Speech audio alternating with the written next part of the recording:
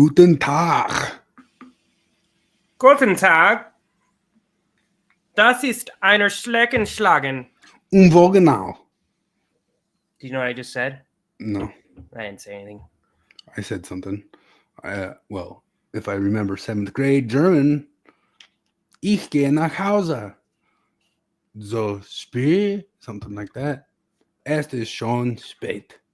That's everything I remember. You know what I remember? I think I might have told this before. The only thing I remember from 9th grade German was when he asked, Was ist dein Lieblingssport? And I said, Mein Lieblingssport ist dicker Kinder schlagen, which just means my favorite sport is fat kid beating. Really? Yeah, that's what it means. I learned supposedly this week there's a term for, well, here it is. Are you really from Utah? Me? Yeah. Yeah, why? You just said supposedly correctly. Oh, is that, how do they say it? Supposedly? Yeah. I hear that all the time. The one that's drove just this week was driving me crazy on the John DeLynn podcast is pornography. Oh, that one's so annoying. That's every general authority. I think anybody who says pornography probably had a problem with pornography.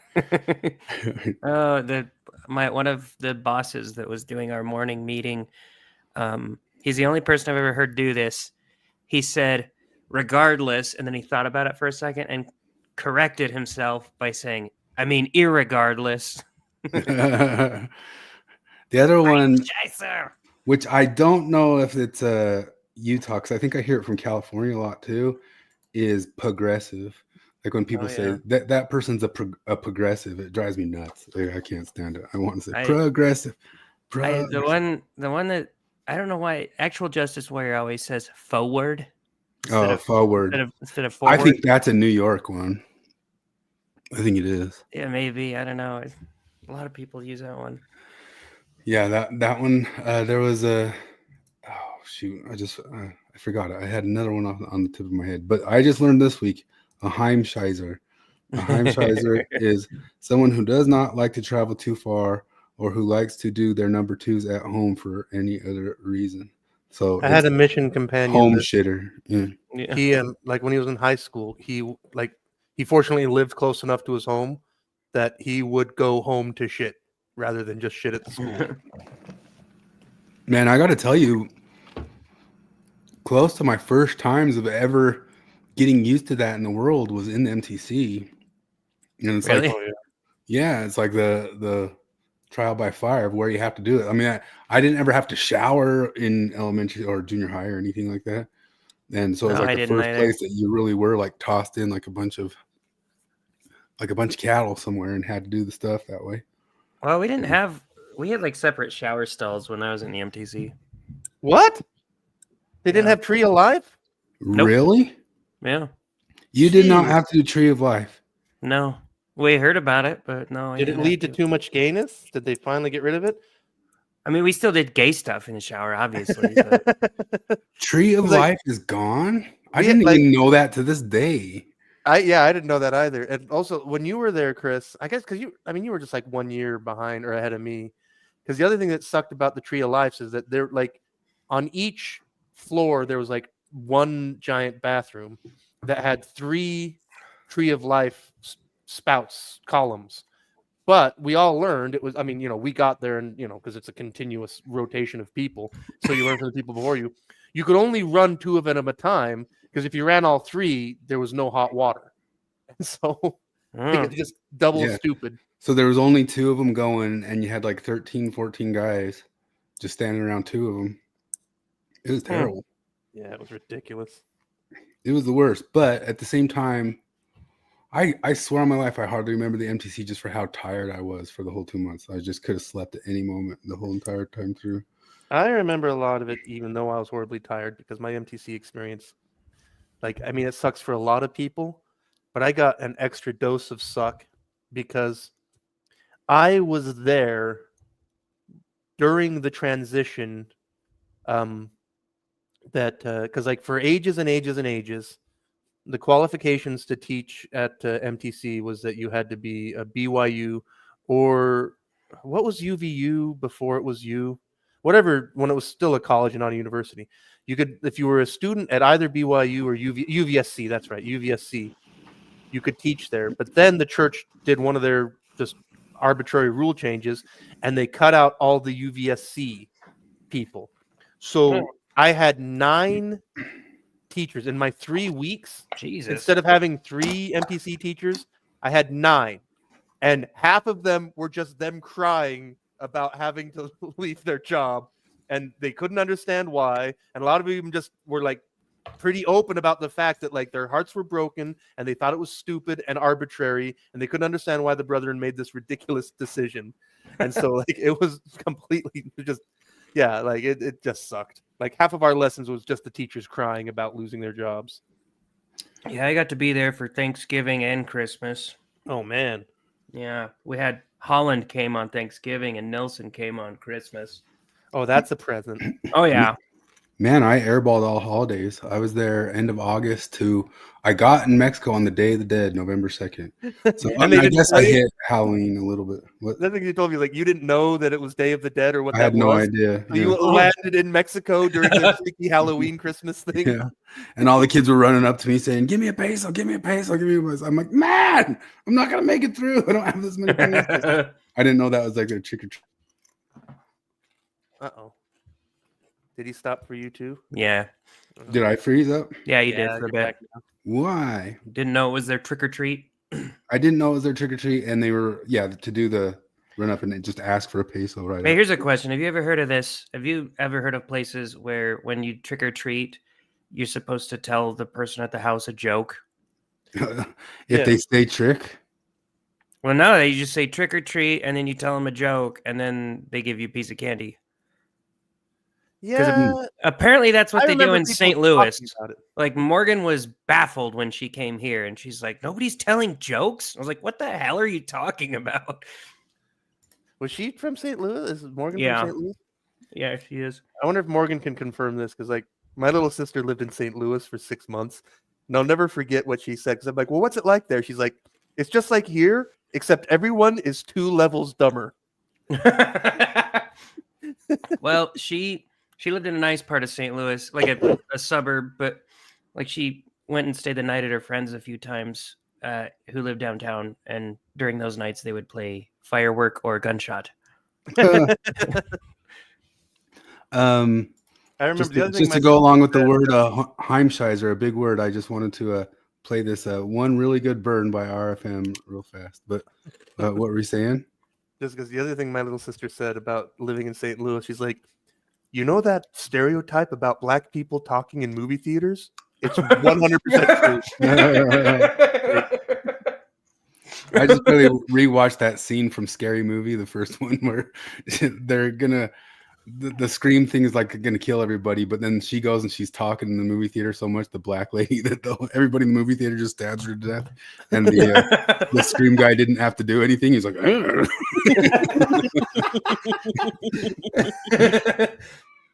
I got really onto that when I read ignominious in the Book of Mormon, and I went and looked up, and that's like this really horrible, atrocious death. And that was when I fell in love with big words. Oh, well, wonderful. Wonderful. I'm sensing it's an unrequited love. Exactly.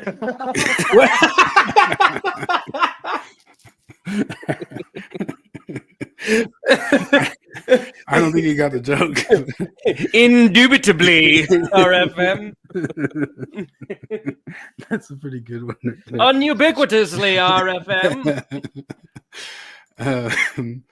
You remember Are You Being Served? With Mrs. Slocum always saying, and I am unanimous in that. Yeah. I always had a friend he'd come and work out with me, and he'd always say, "Your arms are immaculate." You know, I'd be like, "Man, I guess I do keep them kind of clean and stuff like that." But No, the other one that bugs me, and a friend, he got mad at me because like I'd known him for literally for years and years and years, and he would always talk about belligerent drunks as if belligerent was an adjective for very, very, very, very, very drunk. And like one day I was like, okay, buddy, I have to tell you, belligerent. That's not what that means. Belligerent means wants to fight. So just because someone is very, very, very drunk doesn't mean they're. And he was mad at me for a while. Like he took it personally. He was mad that you found out. I mean, it's not. It wasn't really bad, but I know I could tell he was like, just stop being pedantic, you asshole. But I'm just because like literally after years, I'm like, dude, I just have to tell you this. Like, that's not what that means. You're using that word very wrong. Because like that's things, because like when you say like, oh, he was a belligerent drunk, you're like, oh, so he was trying to fight people, like. Nah, he was just shit faced, man. Yeah, He was like, being nice. Yeah, exactly. Like, but yeah, he was using belligerent as just like meaning extremely extra super drunk, and not an angry drunk picking fights. Charles, we had it up there for a while, but he said his first public shit was MTC, very sheltered, I guess. Amurdo said, I forgot about these things. What's up, Maple Lake Mountain, who just saw Nosferatu? Speaking of movie theater stuff, the Red Letter Media guys spent the first 10 minutes complaining about popcorn chewing during that one. And I've always had that problem too, because I remember I watched $50 you just sent them $50 right there. Yeah. I watched some famous old silent film in like the university up in some theater or something like that. And the guy next to me was just sitting there like pounding popcorn next to me. And it was a Un Chien Andalou, if you remember that one from who's that? Salvador Dali. That happened to us. We went to the theater every now before we had kids. We'd just go to the theater and be like, oh, let's watch whatever's here. And it just happened to be A Quiet Place, and I knew nothing about it. So we got popcorn, and I'm like, man, this movie, they're not saying anything. And I like go to bite my popcorn. I hear how loud it is. I was like, oh shit, I can't eat my popcorn. So I had to like wait till they get to the waterfall scene to eat my popcorn. I'm positive I can't watch. I mean, I already have a trouble anyway in regular theaters because I hear the ambient sound more than the main sound. But Nosferatu would just drive me crazy because I'd be like, I want this to be quiet and have ambiance or something. I won't be able to take it. Well, that's better than my kid. I took my kids to watch Sonic 3 over Christmas, and Lucas he would announce every time he farted. And it was like a nearly sold out theater. Watching Nosferatu like, dude. I farted. He's always so proud of it too. It's maybe something kids and kittens do, because that's a weird thing. Like when kittens poop, they yell about it. Oh, really? Like it's a thing, yeah. Well, they learned it from me. Oh, so you're an adult. They both I'm do pooping, it. everybody. You open the door. They have this weird. So they have their own culture, right? And part of their culture is they find it very insulting if you are unwilling to pee on their pee. Like they'll go piss in the toilet. Yeah, I'm not even kidding you. I'll be like, I gotta go pee. I'll be, oh, Dad, let me know when you're done so I can pee on your pee. And I'm like, that's gross. Don't do that. And they like cry. Dad, I just wanted to pee on your pee. It's like a handshake to them. Maybe they're just environmentalists. They're trying to save water. Troy says pedantry is a curse. Only people who would appreciate are pedants themselves, who wouldn't make the mistake to begin with.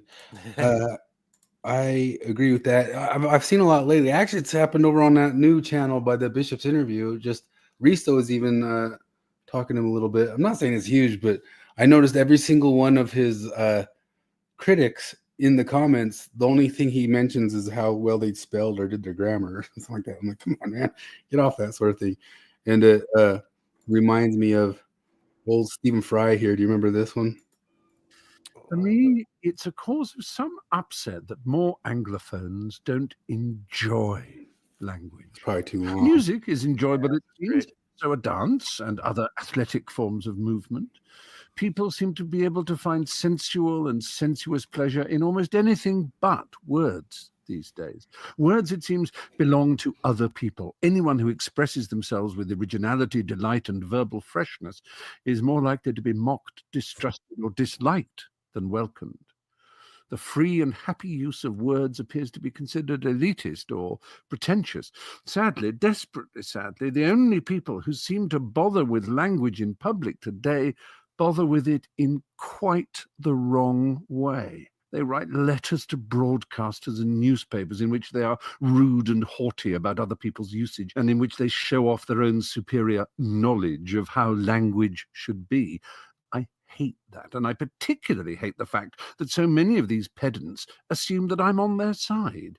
When asked to join in a "let's persuade this supermarket chain to get rid of their 5 items or less" sign, I never join in. Yes, I am aware of the technical distinction between less and fewer, and between uninterested and disinterested, and infer and imply, and all the rest of them, but none of these are of importance to me. None of these are of importance, I said there. You'll notice the old pedantic me would have insisted on none of them is of importance.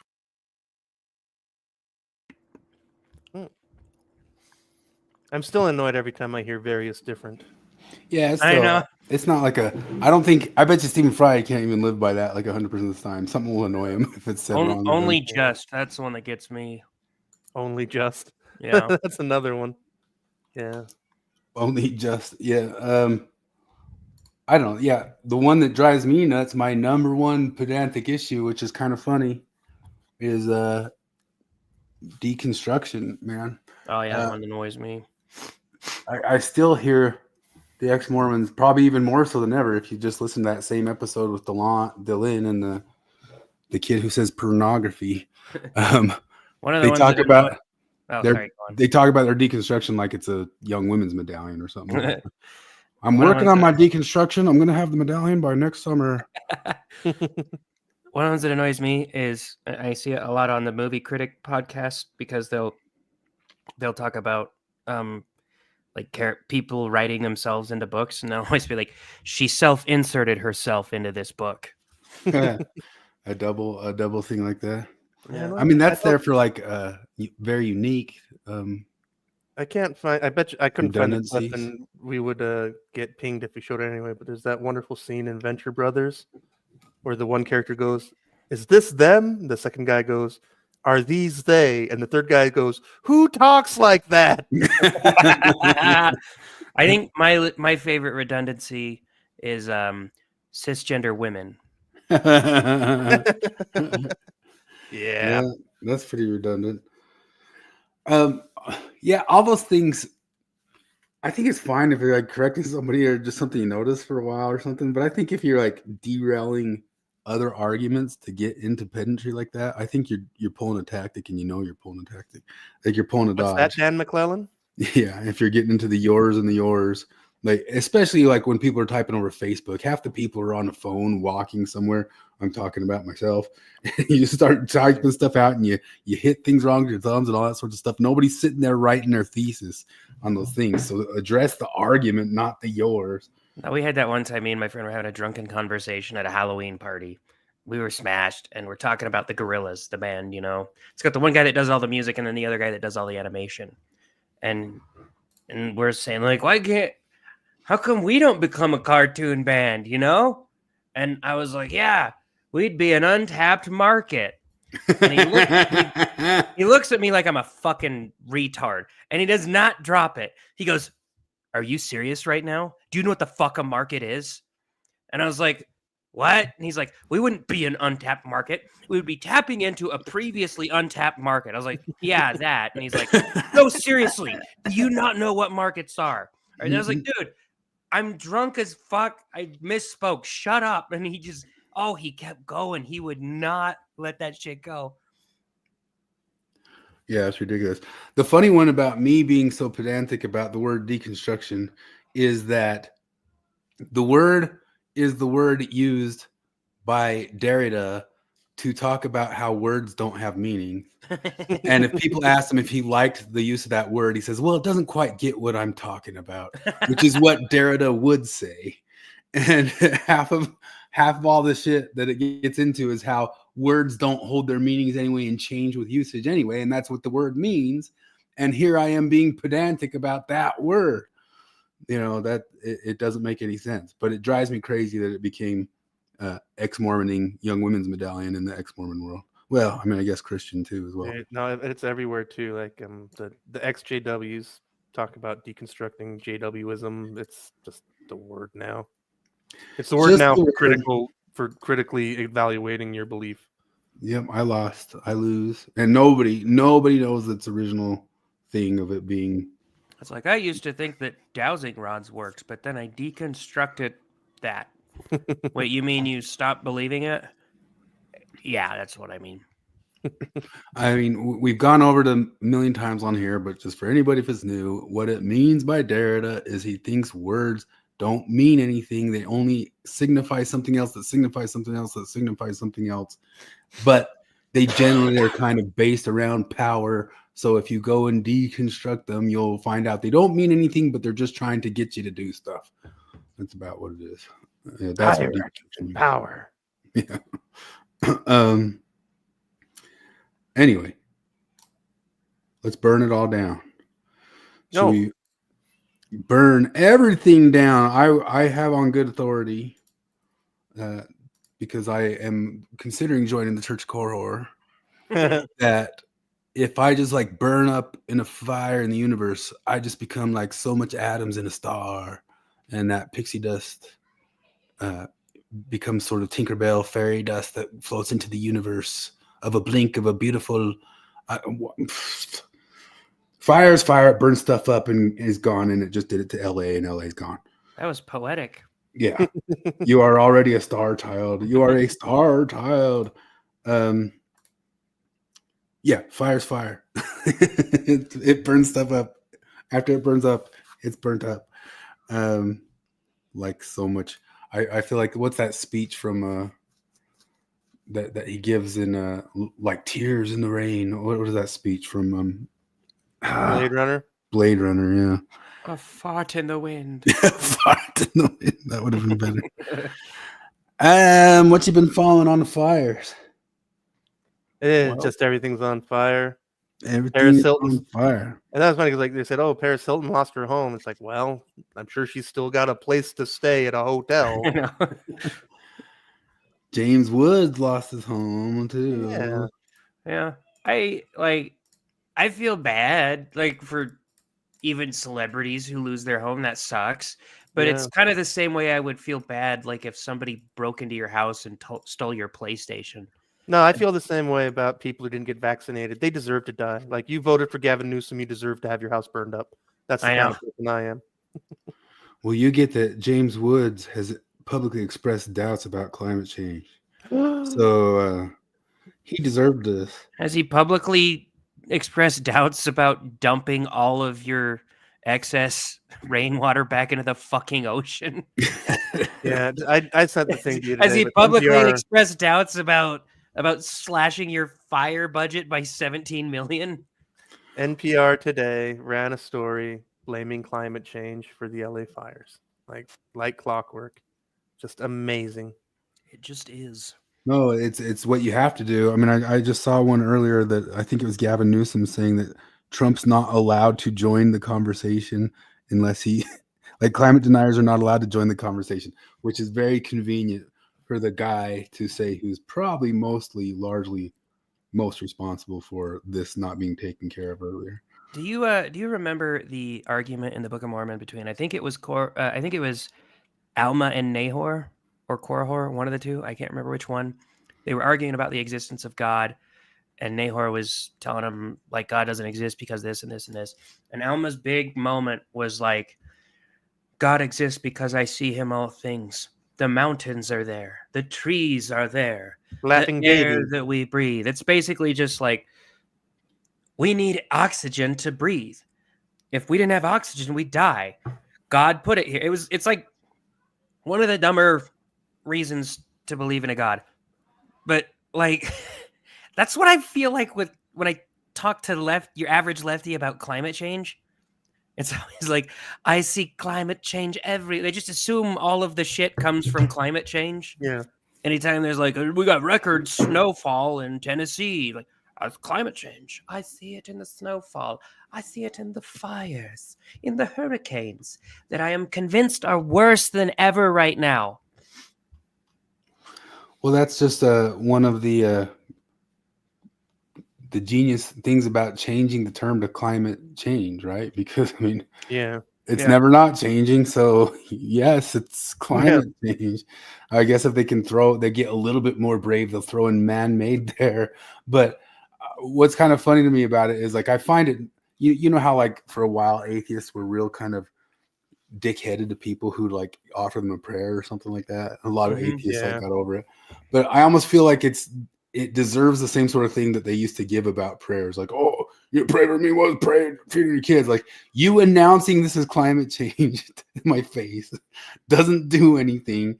You weren't going to ever stop it. You weren't going to change it in any way. But the things that you could have done to change it, like even if everything's changing that way, you are the one who has basically God's voice telling you a flood's coming, and you're not building an ark. Yeah. You know, Yeah, you're the one who hears that God.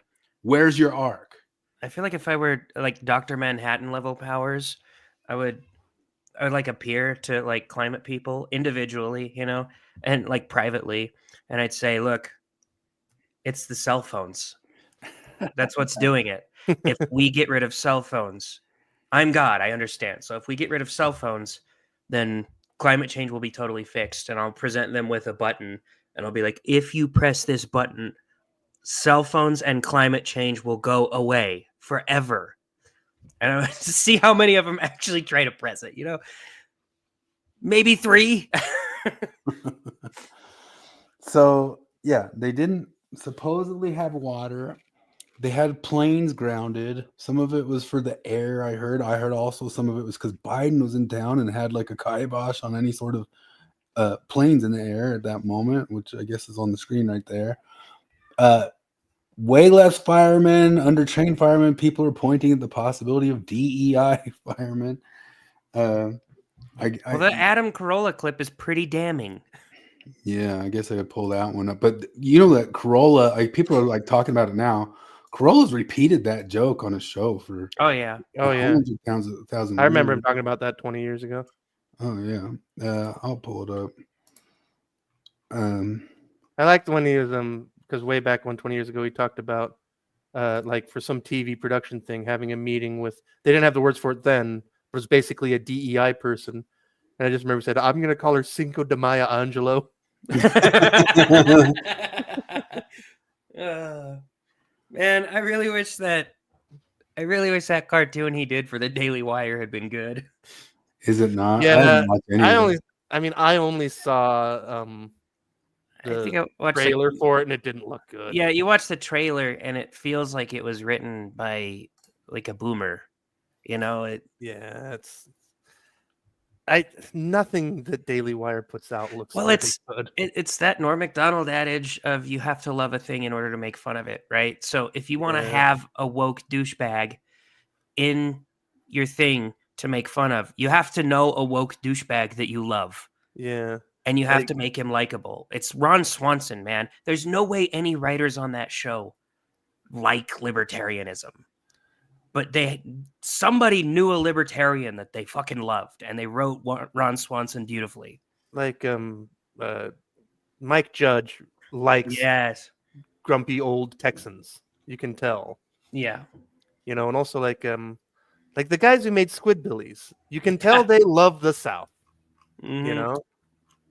Like warts and all, they like it. They like Georgia.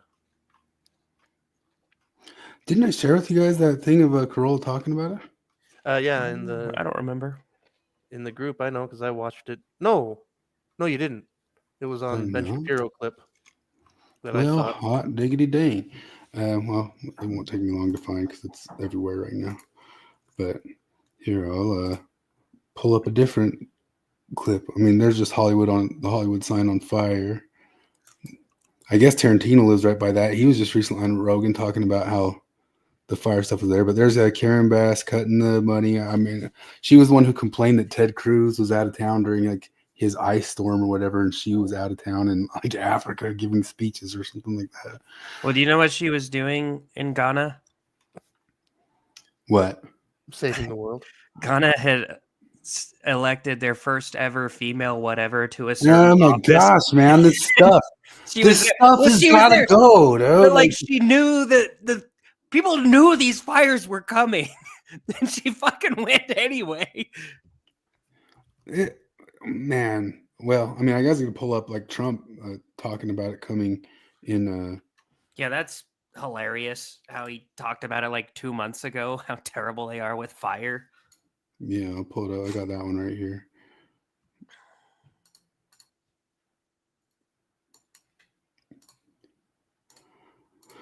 I mean, the way that you can just like cock your head back and announce climate change to like dodge anything that you could have done to prevent it. Like, even if it's true, you had stuff you could do to prevent it, you know?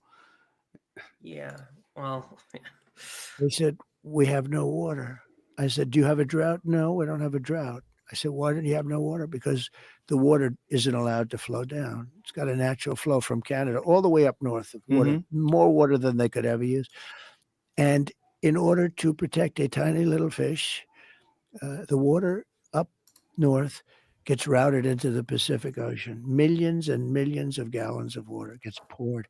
I could have water for all of that land, water for your forests. You know, your forests are dry as a bone. Yeah. Okay. Dangerous. That water could be routed. You know, you could have everything. Oh, not only dangerous, billions of dollars a year they spend on forest fires. And, you know, there's a case of the environment.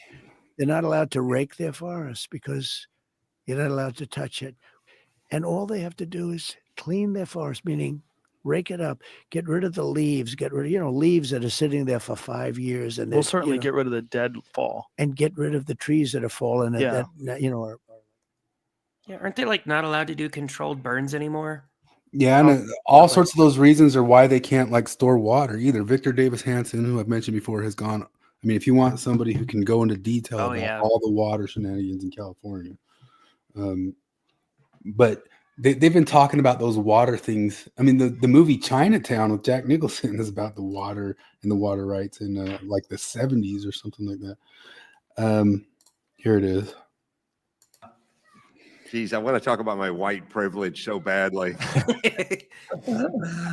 I graduated North Hollywood High with a 1.7 GPA. I could not find a job. I walked to a fire station in North Hollywood. I was 19. I was living in the garage of my family home. My mom was on welfare and food stamps. And I said, can I get a job as a fireman? And they said, no, because you're not Black, Hispanic, or a woman. We'll see in about 7 years. And I went to a construction site and dug ditches and picked up garbage for the next 7 years. I got a letter in the mail sent to my father's house saying, your time has come to do the written exam for the LA Fire Department. I took it and I was standing in line and I had a young woman of color standing behind me in line. And I said, just out of curiosity, when did you sign up to become a fireman? Because I did it, or a person, 7 years ago. And she said, Wednesday. That's an example of my white privilege. It's one of the funniest, like, you can point out a lot of really stupid things about the whole DEI thing, but I can't think of many dumber examples of it than actively turning down men in search of women for something that requires the strength and endurance of firefighting. Well, here it is right here. You want to see somebody that responds to your house, your emergency, whether it's a medical call or a fire call, that looks like you. No, Gives I fucking that don't. person a little bit more ease, knowing that somebody might understand their situation better. Is she strong enough to do this? Or you couldn't carry my husband out of a fire, which my response is, he got himself in the wrong place if I have to carry him out of a fire. What? It's your fault for being in the fire. What? What? What a stupid thing to say. You didn't even say I'm strong. You just said, well, I mean, fuck him. Like, we throw around the clown world thing so much, but we really are in a clown world. Like, California is a clown world. Like, well, she's also fat. Like, I don't, what the hell? I'm probably more in shape than she is. Like, I can't believe that we're in the timeline. Like, for real. It's insane. Like, all the stuff that they didn't do. I mean, here's some stuff here about like how they didn't like pass water on. They knew that there wasn't water in the stuff, and more is going to come out about that. Corolla had a point that he said the most he's seen all of his friends, like Dr. Drew, or I guess he did it with Joel McHale one time. I remember him coming on the program and talking about it, and Bill Maher. that what really turns them conservative is when they try to construct. So when they try to construct, like when these guys turn around and go and try to build this and realize that it ain't easy anymore in LA to build something, like all the permits, all the waiting, all the time. He says when it's 3 years from now and they're not even getting lumber over there, that's when they're all going to turn. They're going to lose their mind. He said Joe McHale just trying to put in a swimming pool with the city went insane. Or like a public swimming pool? No, just in his backyard. Yeah. Like Bill Maher talked about permit to put a swimming pool in his backyard is like what turned him against the government there. Yeah, Bill Maher wanted to like just build basically like a shack for the pump for his pool or something like that. A solar power thing. And then like some solar power things where he lost his mind. This is the rest of our fault, you know that? Like this is our fault for ever taking the managerial class seriously. I know. We had a stupid meeting, right? Where they're telling us like our metrics for the year and shit like that. And at the end, they had a Q&A. Like it was a boring ass meeting over Zoom, and it was company wide. And at the end, they had a Q&A, and it was entertaining as all hell. And so there's where I work is the Idaho National Lab. It's like 50 miles west of the town that I live in, and they there's people that work out there, and then there's the townies. The townies just work their admin jobs, office jobs in town. And you could tell every single question that was from a guy at the site and a guy in town. Because the guy at the site was like, do we have any word on layoffs? Or when are we going to get the funding to do this? Or how long is this project going to take? Like asking about the work. And all of the townie ones were like things like, I'm pissed off that you're making me go out to the site sometimes. What are we going to do about that? Or like, I don't see why I can no longer remote work. Like it was shit like that. Like, do I really have to come to my place of work in order to get paid? Yes, you do. It's all this shit. Like, well, some of them were some entitled people out at this site. Like one of them was at this other facility. And they're like, what are we doing about the cell phone service out at Intech? Like, what if we need to call someone in case of an emergency? You could call people. Like, you have I've been out there. You can call people, no problem. You can't watch YouTube very well. It's very spotty on YouTube. Don't watch YouTube. You're at work. I don't care. Like, that sucks. But hey, that's not tolerable. But it's hilarious listening to all that. Like, and like the president of the company handled it as maturely as possible. But I wish he didn't. I wish he'd be like, you know what? Show me those names so I can just fucking fire them. Because we take these people too seriously. The people that put in rules on putting a fucking pool in your own backyard. Yeah. I mean, I don't get it, man. I really don't. Like, I don't get how. I mean, of course it was going to be California that had to get there because it's the paradisical place. Like, they have to go to the paradisical place to ruin it, right? Yeah. I mean, that's.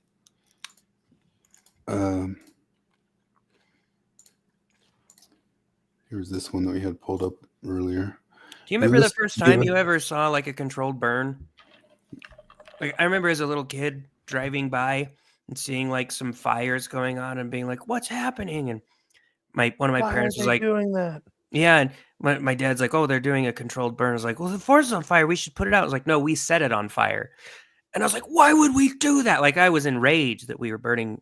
And then he explained it to me, and I was like, "Oh, well, no, that actually makes sense. We're putting a lot of effort into protecting the forest and us." The next day, you were lighting a fire in the basement. It's okay, Dad. It's a controlled burn. It's like Tinkerbell, Stardust. Where I'm a star child. These are, U.S. firefighters are overwhelmingly white and male. Here's why that needs to change. Like, why? How did this become? I really honestly think that we're getting past peak of this stuff, and this is part of what's pushing it past.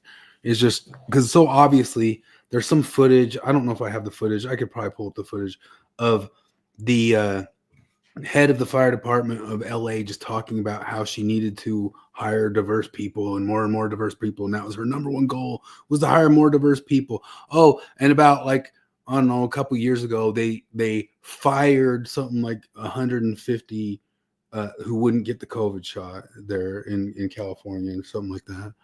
And this ridiculous, I mean,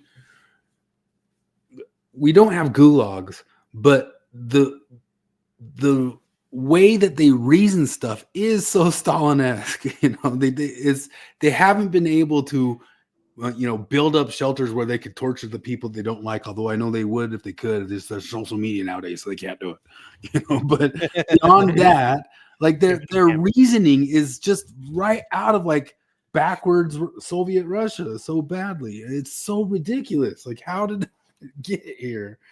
You want to hear something funny? They changed the name of that article. To what?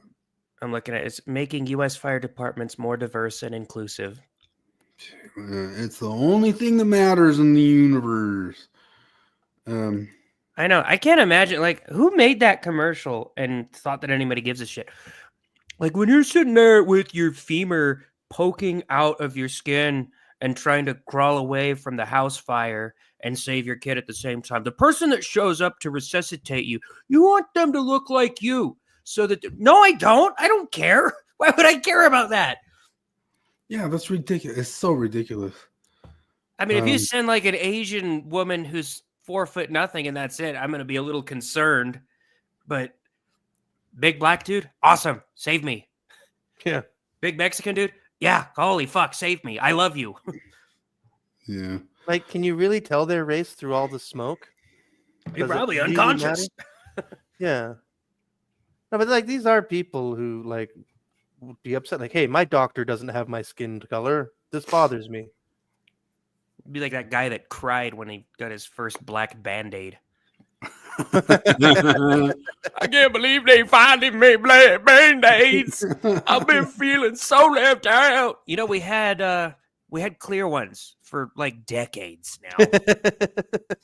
They match your skin tone a lot better. Mine too. Was there? Yeah, but it means you're invisible. Was there a Hollywood musical made about the guy who made black Band-Aids yet? Because if Holy not, shit. Amid the Palisades fires, Los Angeles' first LGBTQ plus fire chief is proving lesbians get it done. Woo! Let's go, Lesbos. Let's go. Girl power. I love how they use the boys quote too.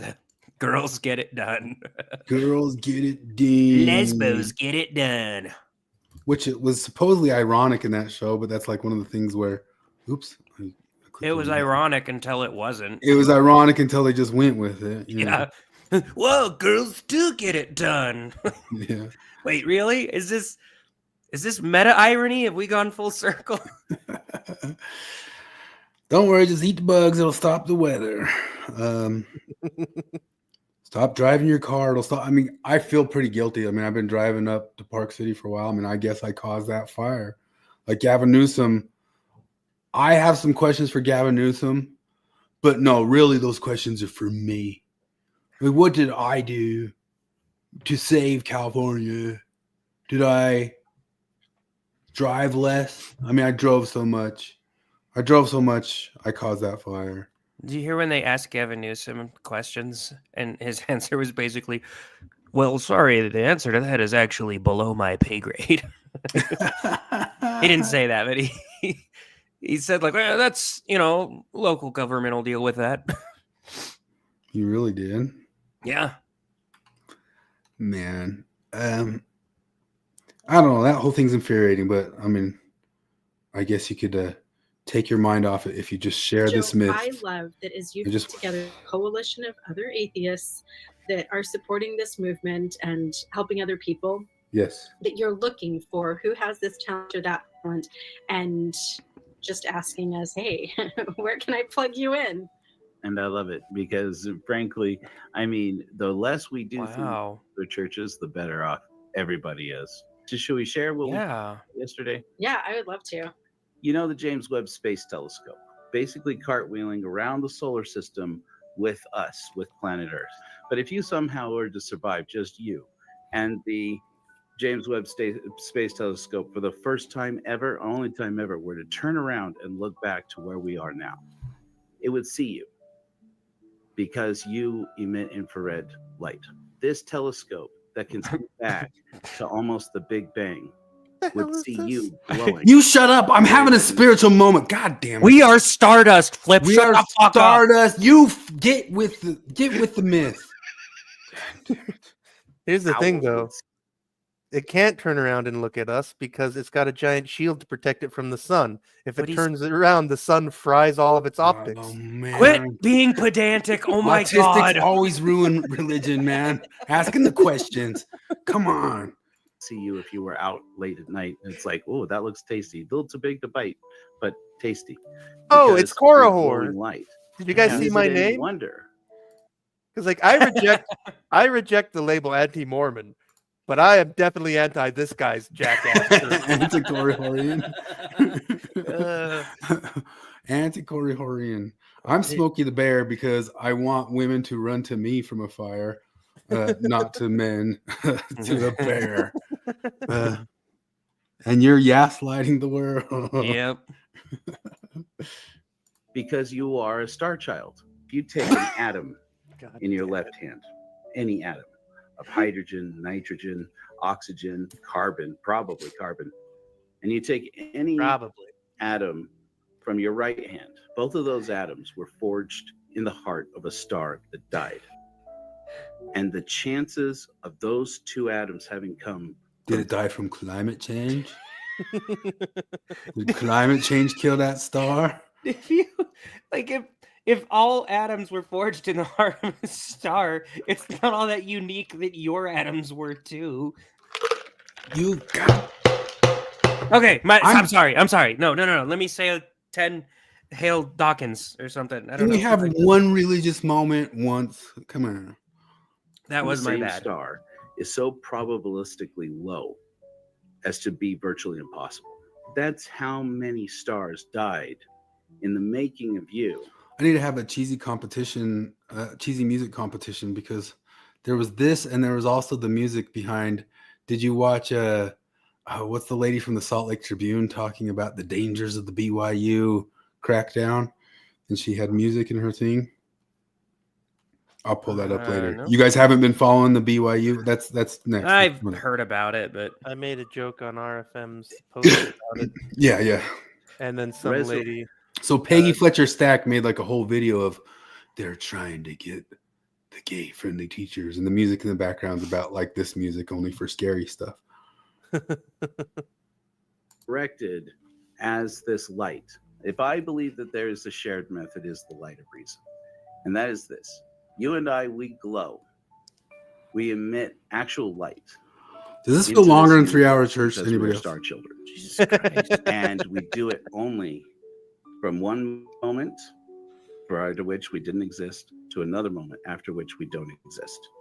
And that's when I say we flash in the dark. We are such a small flash of light, each of us individually. So with this brief flash of light, you're either creating something or you're letting everything just happen to you. And most of us, most of our lives are just letting things happen to us. And because we get overwhelmed, most of life is suffering. And so you can look at it and you can say, well, we just let bad things happen because it's all part of a grander plan. But the fact of the matter is that there's a planner here, Jenny. It's you and it's me. We are the ones reasoning in this light. And we are emitting this creative power into the universe. I don't know like about you guys, but I hear religious talk like that, and I want to start a Lafferty clan based in it. And I want to go commit heinous acts to show my support. I'm coming to your house. I'm going to commit a crime. I'm going to commit a crime in your house. I was when you started. It's radicalized me. I'm radical. I'm an Orthodox Korihorian, and I'm radicalized. I'm a radicalized. Call me Des Korihor. Des Korihor Nat. And I'm coming for you. When you started playing that, in my mind, I was like, why is he playing this gay ass music in the background? And then he said, and you are a star child. And I was like, oh, okay. I mean, all that stuff's just like in Carl Sagan's Cosmos from the 70s, right? I mean, Yeah. I guess most pastors are rehashing stuff. You know, the much music makes sense. I'm imagining this being narrated by Chris Chan, and it's so much better. I mean, it's not far off. Wow. Well, I mean, I think that just puts in perspective fire. Like, if your city burns down, just think of that, because like just a bit more explosion, and you could have new atoms that make new people. And Culture's gonna talk him into watching one of our shows. It's gonna be this one. Yeah, he did. Well, he's welcome to come on here and convince us of his Korahorianism. I had some therapist people talking about the polyamories, just a little bit. Well, about how polyamory is now taught in the academics. Let me see if I pull it up. Ooh.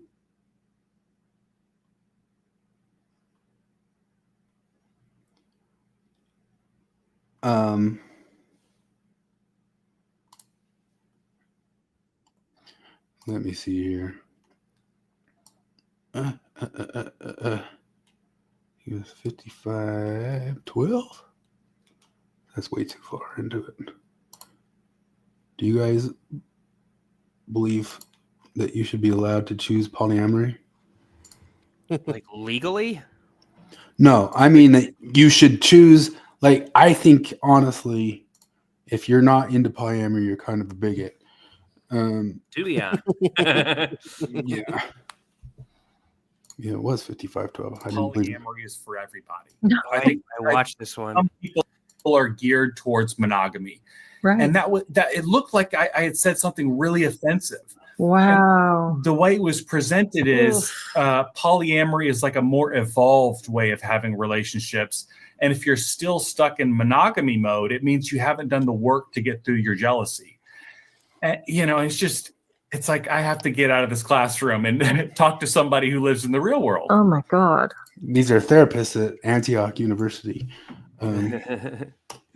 Because it's not clown world out there anymore. You know, Morgan showed me this story on Reddit where there's this couple that decided they want to be polyamorous. They met another couple. They were polyamorous with that couple, had a fuck pile. And then they added a fifth to it that was another guy. And the poster, his wife had a baby with him already. And then when they got with the other couple, she had a baby with that other guy. And he also had a baby with her wife. So it's just crossing around. And then fifth guy had a baby with the second wife too. And then he was like pushing to have a baby with the poster's wife. And he wasn't cool with it because he's like, I've never liked that guy in the 2 years that we've been in a fuck pile with him. Like, wait, what? Why didn't you say something? He's been plowing your wife and you don't like it? Like, I think of the guy I like most in the world, I wouldn't want him to plow my wife. But I guess better him than the guy I hate, right? But anyway, then at the end, I don't know, there's this big fallout because the wife, she's also mad that he wanted to have. She's like, you're being selfish because you're not letting me have a baby with this other guy, and wife number 2 is pissed off because they're chasing guy number the fifth guy away, and everybody gets all butthurt and not in the butt sex way. And then reading through this, it's funny because it was hilarious and just also completely not even a little bit shocking. You read it and you're like, who could have predicted this? Yeah. This is something else about it. They talked about and suppressing and demonizing the idea of heteronormativity. That was a bad thing. But his has gotten, the way he tells it, it's gotten even worse. And No, how? well, he gave an example that in class, he mentioned that maybe polyamory isn't for everyone. And he was shouted down. He was scorned for saying that was a really heteronormative thing for him to say. And it was wrong for him to say that. just to say it's not for everyone. I mean, is anything for everyone? For heaven's sake. I mean, we pretty much know that polyamory as a strategy, as a marital strategy, or, you know, couples strategy does not work long term. We just know that. People can want it, and it's easy to understand why, but it's like that couple, the Gottmans, who study, they conduct research into marriage, what contributes to success, what contributes to the failure of a marriage, and what the warning signs of failure are. And they've been asked, what about in polyamorous couples? And they said, we can't study them. We can't do a longitudinal study. They don't stay together long enough. They want to study them. They don't. Those unions don't last. There's the going outside of the union for intimacy with other people creates what we call an attachment injury over and over again. Even if both people are consenting and operating from the perspective of, hey, we love each other, we can make this work, we can stay together, we'll continue to prioritize each other, it still creates injury after injury and strikes at the roots of the attachment and trust. That's right. Yeah, you're talking about John and Julie Gottman, and they've written a lot of really great books on relationships and done a lot of really important research. And that's exactly right. They wanted to. John Gottman in an interview said he, non-judgmentally, they'd like to study this and be able to give you tips on how to have a good polyamorous relationship, but they cannot get reliable data because they just don't last. They're not stable. Oh, shit. It's really interesting what you. Whoa. It's like trying to do the study on the men who don't watch the porn. I hate the heteronormativity word because you're acting like heterosexuality is the norm. It is. Like, I mean, statistically, obviously it is. And biologically, like, of course I'm not even making a judgment call there. It just is obviously the norm. Cis normative. That's even more the norm. I'm 2 days into a Facebook fight about men breastfeeding. Oh, really? Yeah. Just I was told that I'm a flat earther. Like I'm at literally flat earth levels of science denial because I don't believe that men can breastfeed. Who? Oh, because it went on with that other one. Is that same one? It just kept going. Yeah. And somebody else joined in. They try to like drop down to like the pedantic thing of like feasibly somebody somewhere had something come out of their nipple and it was edible. And Yeah, exactly. Like, No, literally. No, this is like the thing that's also so funny is because like somebody posts about like, hey, I think Dan McClellan is a pretty smart guy. And I'm like, he thinks that men can breastfeed. And this guy was like, scoff? That's ridiculous. Source? So then I you had one of the progressions of that's not true. Yeah. It is. Yeah, Okay, it went maybe it's literally true. like Okay, in one it's true, day. it's good. In 2 hours, it went from that's ridiculous. I demand you prove that Dan McClellan said something so ridiculous. There it is. And then to like, well, actually, you're an idiot because men totally can breastfeed, like without the slightest hint of the paradigm shift happening in the guy's brain. Yeah, it's fucking pathetic. I was talking to Morgan about this the other day, talking about how there's that like Cardin got all butthurt that like people don't take Mormonism seriously or whatever. And I love that. I know I'm like, what? Well, I feel like I don't blame him. You know, if I had something that I really loved and the world just thought it was a joke or whatever, I'd be like annoyed. But also, like, we have this idea. There's this like it's got to be some type of a bias that we have everything figured out now. We've got all this stuff figured out. They didn't have it. They brought us this far, and we got it figured out now. So good thing we're not dumb anymore.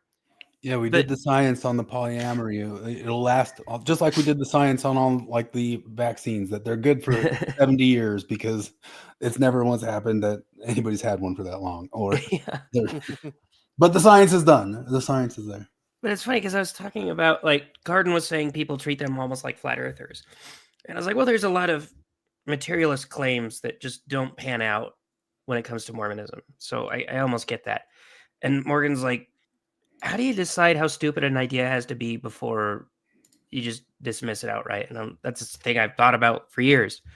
And I think I talked about it last week, but my standard on that is it isn't about how stupid the idea is, it's how much power the idea has behind it. It's like how prevalent it is in society. Because if man can give birth was as prevalent as flat earth is today, I would never have that argument because I wouldn't need to. I'd be like, that's stupid. I don't care.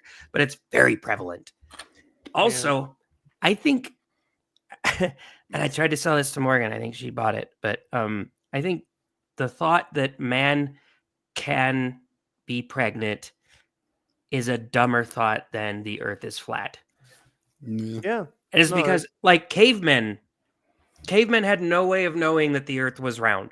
Like, if there's ways you can know, but I wouldn't have been smart enough to figure out that the Earth is round, as like before we had the technology to prove it or whatever. I wouldn't be able to look at the stars and be like, this doesn't add up, But I wouldn't, like, as Douglas Murray always puts it with the sex binary, the first thing we knew. Yeah. Yeah. The first thing people learn about biology as children is where babies come from. Like, it's one of the first lessons you ever learn as But a that's human that's one of the talking points. the human condition. They get onto you for that because they'll be like, oh, simple biology. You never got into complex biology. And I was like, and what does complex biology say? Does it say everything we taught you in elementary biology? It's all the way reversed. Like, it's all fucked. Don't forget all of it. It's stupid. We shouldn't have taught you. And they're like, yeah, that's what we teach you. Well, I mean, Hollywood can probably teach us Emotional. more about it. Here they go. Oh, good. Hollywood always knows best. Amelia Perez, the one that won last night at the Golden Globes, Zoe Saldana had a very emotional acceptance speech over this movie. If you didn't, it's a musical. And this is like a trend where there's like a movie is a musical, but they're like not upfront about it. Like, think about Mean Girls, think about Willy Wonka, the Joker movie. I also want you to think about how this won over Wicked, okay? And I don't want to present it with any commentary. I just want you, while you're watching it, to think of if you can take the Golden Globes or any award show seriously.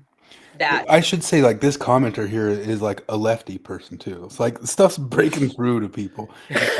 If you watched Bill Maher talk with John Cryer and all, like, this last week, Oh, yeah, that was funny. like there's a pushback happening within that own world. Like, what are we doing, guys? But chose to give this movie here the highest honor. Hello, very nice to meet you. I'd like to know about an exchange operation. I see. Oh my God. Like, it's not just that they snuck a musical in. It's not even good. It's like, terrible. it's like, because I can appreciate a good song about a dumb subject. Yeah. But this isn't even a good song. This sounds it's not like a good performance. It's not well shot. None Well, of it is if good. you listen close, there's major auto tunes on the voices too, and all that stuff. This sounds like Rick and Morty improv. Yeah. Man to woman, or woman to men. Man to woman. From penis to vagina. Is it for you? For me. What would you like to know about it, madam? I want to know it all. What is the protocol, the techniques and the risks? How many operations? How much time do you need? Mammoplasty. Yes. Vaginoplasty. Yes. Rhinoplasty. Yes. Laryngoplasty. Yes. Mammoplasty. Yes. Vaginoplasty. Yes. Rhinoplasty. Yes. Laryngoplasty. Yes. Control laryngoplasty. Really bad. Did he say pinoplasty? Okay, I want to. Yeah. It's called a phalloplasty. I actually think that's the name of the song too. Really? That Lord, that was so bad. That won the Golden Globes. No, that was like obviously it was ideological shit, but musically that was terrible. Yeah, it's like if you it's gave really me a bad. script and was like, make this into a song, like, I want to be in a different body. Okay, I will make you in a different body. I think yours is actually better. No, I mean, it is that bad. It's Yeah, no, that's really terrible. And it won. It won the Golden Globes in a First year fucking draft or something. where they have Wicked, and Wicked is already like, it's a show that was kind of universally liked, that even has social justice messages in it, and people liked it. And people have always liked it in the theater and all that sorts of Well, stuff. and the they songs are overlooked well it. written. Yeah. And they had to still go one step more ideological than that. Like they can't put it down. They can't put it down. There's been a huge debate online between the two people. One's Aaron McIntyre and one's academic agent, and they have like a major bet on if the left can put the woke away or not. And one guy's like, they can't put the woke away. And the guy's like, they gotta put it away. And like, they can't put the woke away. Like they're true believers. It's religion. It's a true believing thing, man. Well, some of them are trying. Yeah, oh yeah, for sure. Definitely. But I mean, I don't know. I just can't believe it. Other stuff that's just kind of like breaking the world because I don't know. It does feel like we're in a time frame where every single thing is getting stretched to its limit, like every single week. There's another thing, like people suddenly talking about the H-1Bs. It's like all the Overton windows are changing. You know what I mean? Like you're finally allowed to say, no, California really did completely jack up their care of the forest. And that, you know, it seemed like you couldn't even say stuff like that 5 or 6 or 7 years ago, right? Yeah. Huge one this week is Elon Musk going after England and and going after them for the rape gang stuff. And it's so weird too how stuff's like coming up that's old, and it's almost just kind of like, hey, how come nobody ever talked about this really? You know, and I just like they're complaining about like with Musk, they're like, oh, Musk has inaccuracies, where it's like, you know, totally burying the lead. It's like, oh, are there inaccuracies about him talking about the story that we know is true about how the British police made the decision not to pursue charges against grooming rape gangs because they didn't want to appear racist? Like, this is years old news, and it came out in the report that they did investigating this. Like, it's not even a secret. But if there's an inaccuracy buried in that fact, that's what they highlight. Not the part where that's what happened. The police not prosecuting rapists because they don't want to appear racist seems like it was pitched as an idea for a Simpsons episode, and they're like, nah, man, that's a little too dark. Well, in the middle of it too, what keeps happening is part of the way of not putting the woke away. Everybody says you can't define that. Didn't we just have Aaron Ra and Mr. Dede say nobody can define that? Yeah. It's a made-up term. No one can define it. Yeah. That was Aaron Ra, Mr. Evidence and Research. But part of the thing that they use is,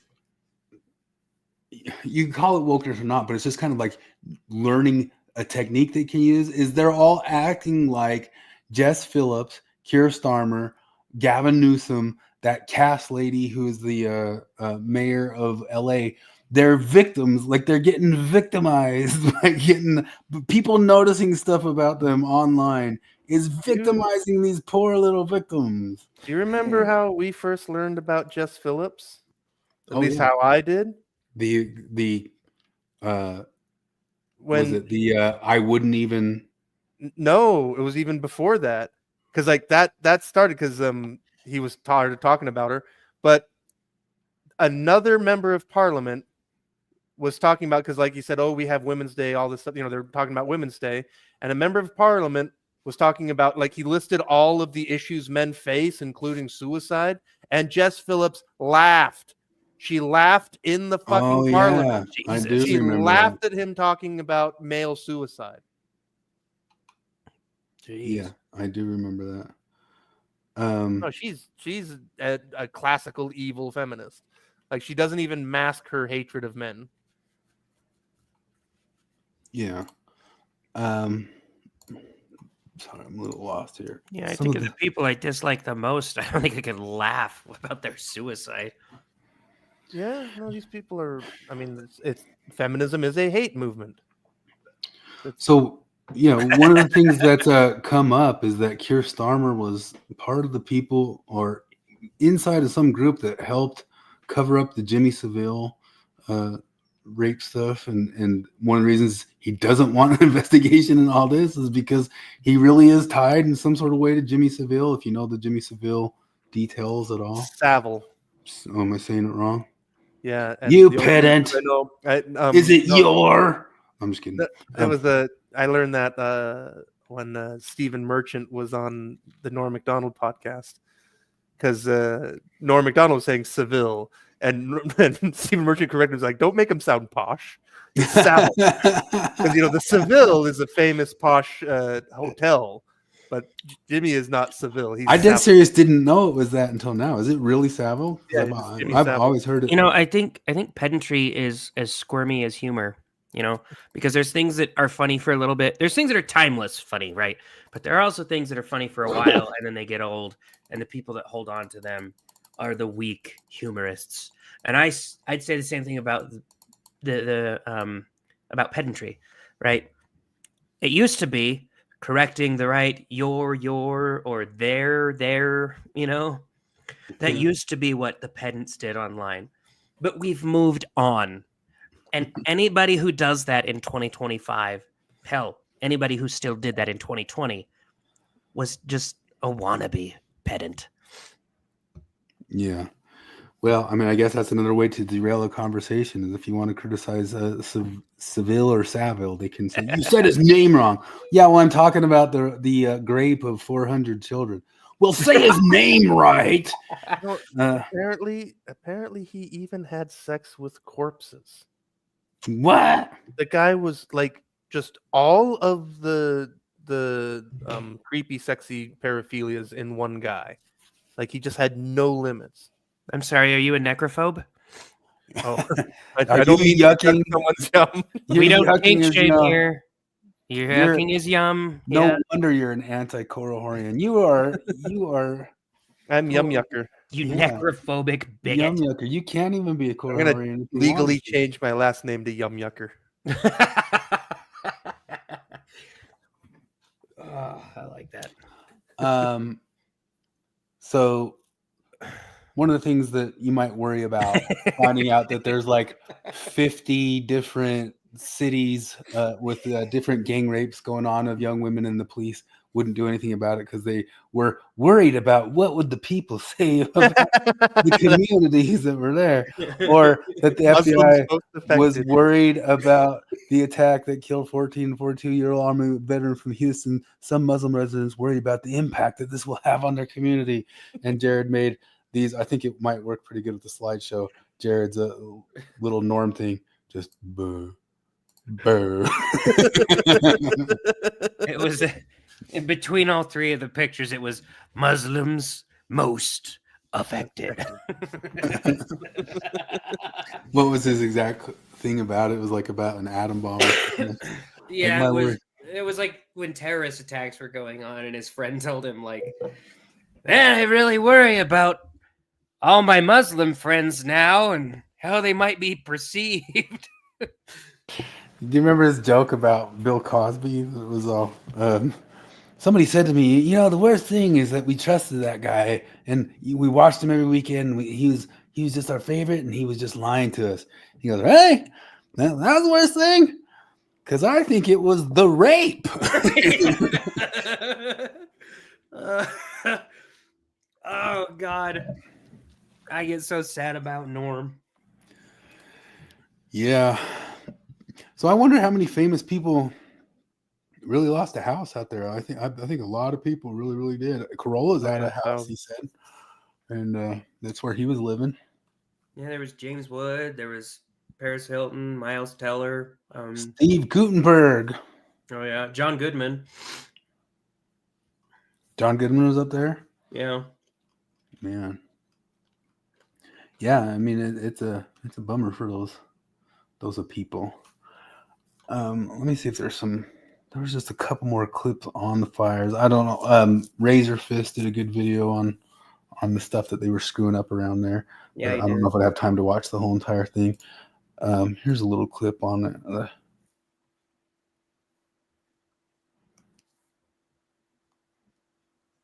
Is it playing or are you pulling it up?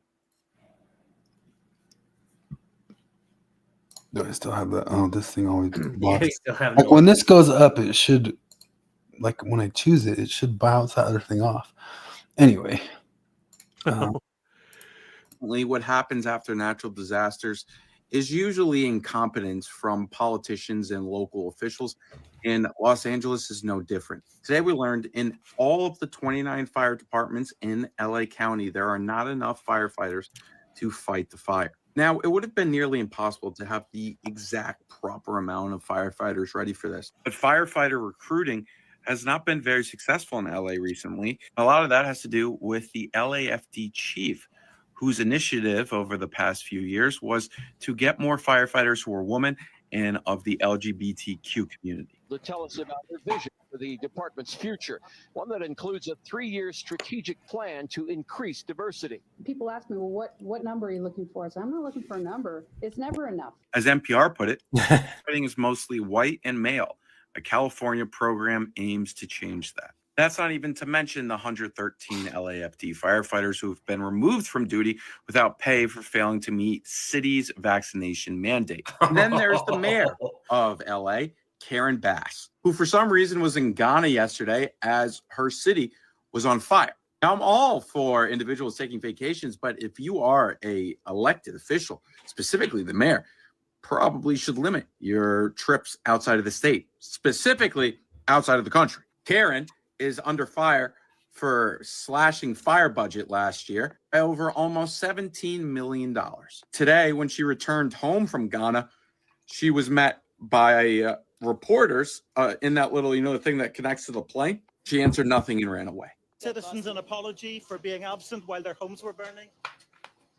Do you regret cutting the fire department budget by millions of dollars, Madam Mayor?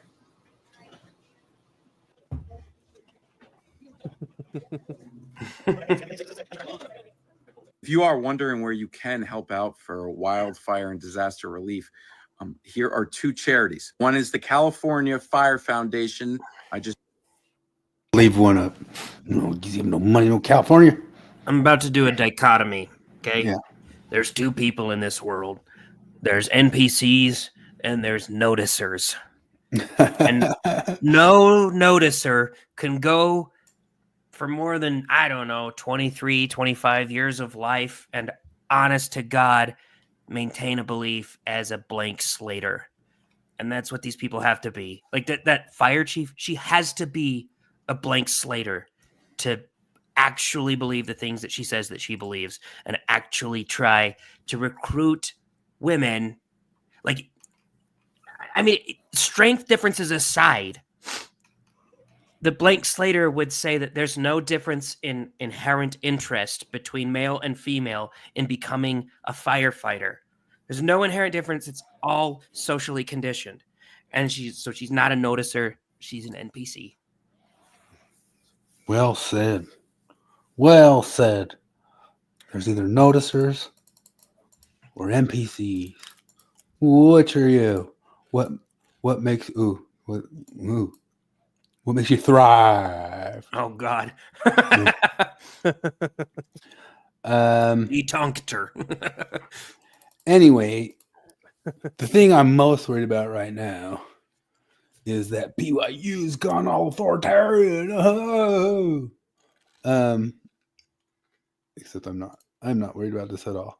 But I do think it's kind of funny that it's another sign of stuff kind of flipping over a little bit, but that BYU, an already conservative ass place, feels comfortable enough. Well, not to mention, man, we haven't even mentioned that Justin Trudeau resigned this week. Oh yeah. Oh yeah.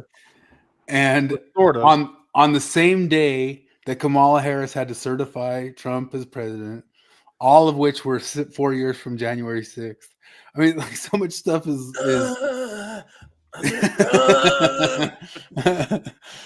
somebody said that it was like the worst day ever for Indians, and they showed a picture of Trudeau. Let me see if I can find that. I have it somewhere.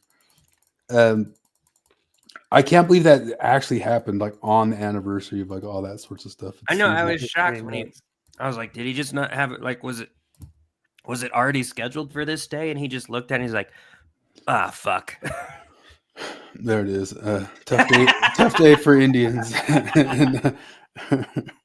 But also this week, Zuckerberg came out and said he is not going to be so Censorious on the We're Facebook. getting back to our roots. We're getting back to our roots. He said the independent fact checkers were too politically biased. What? Well, what I was told on good, reliable sources. This is news to me. Scientific sources that they were completely unbiased and perfect and accurate.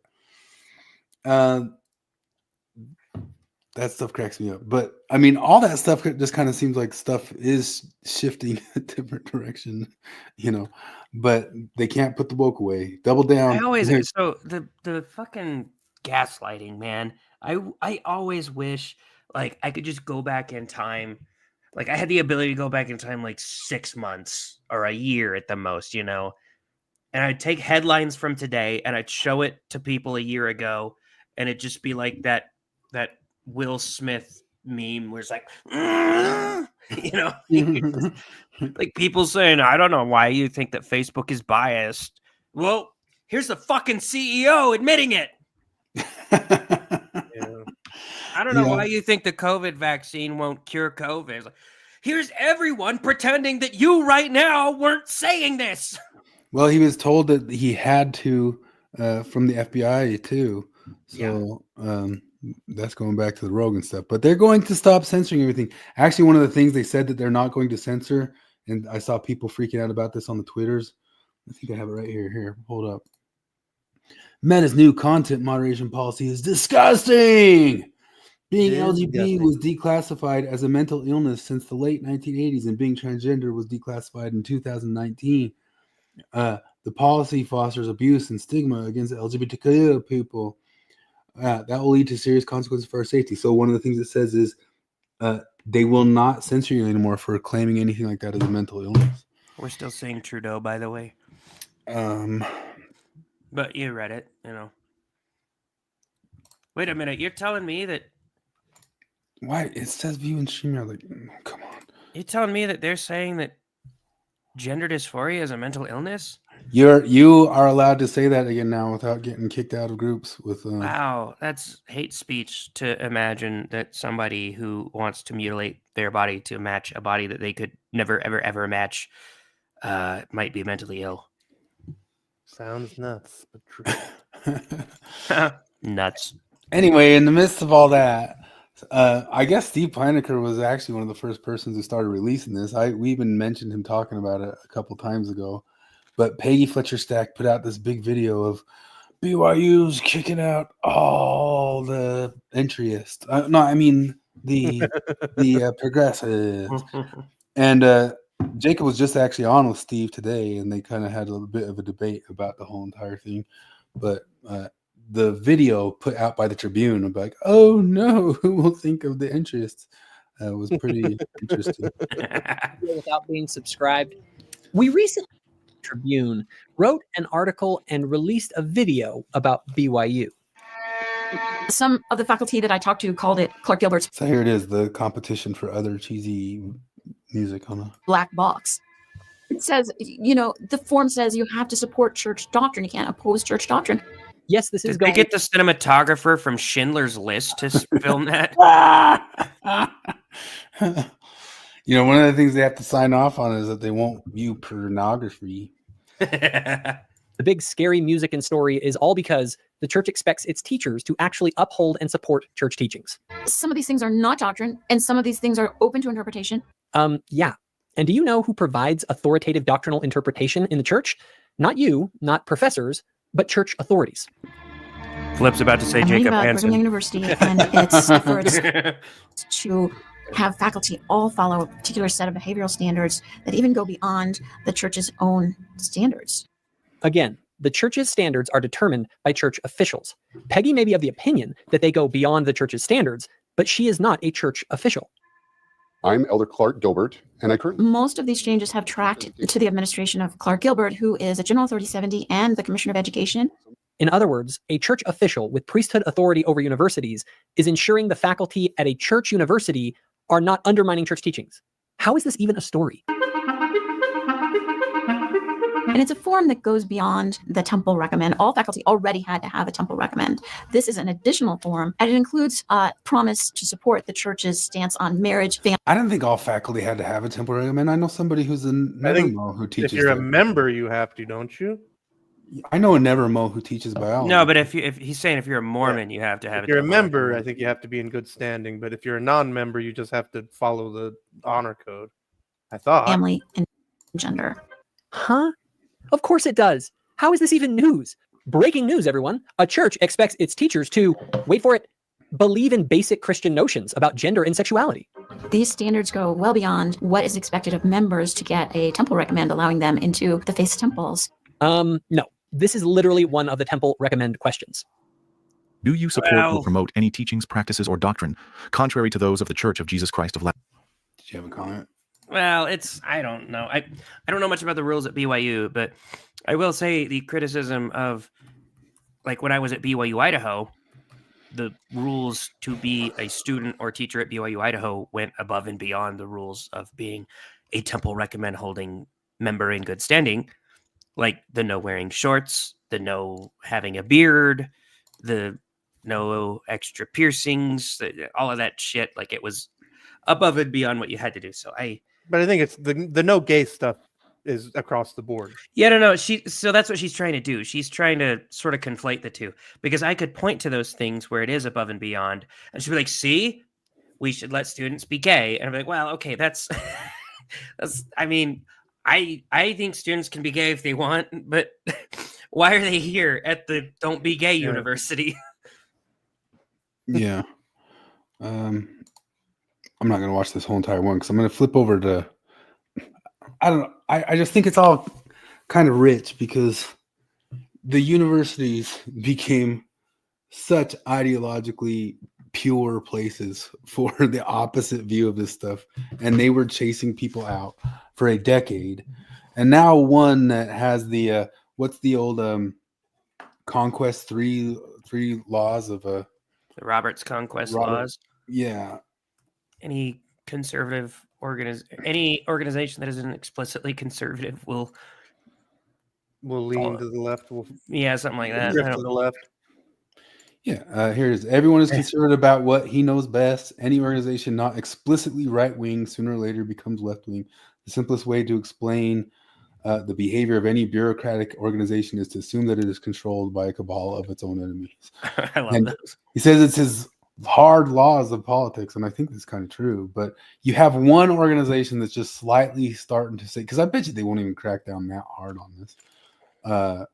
They're going to start slightly saying, we're going to uphold that if you teach and work here, you're not shitting on us constantly. And to all the entryists that are there, because Jacob's right. He said it the same when he was on the Steve Pinecker, is he says, Steve says, I think it's a bit out of the box to say they're trying to destroy the church. He goes, no, they're not trying to destroy the church. They're trying to change the church.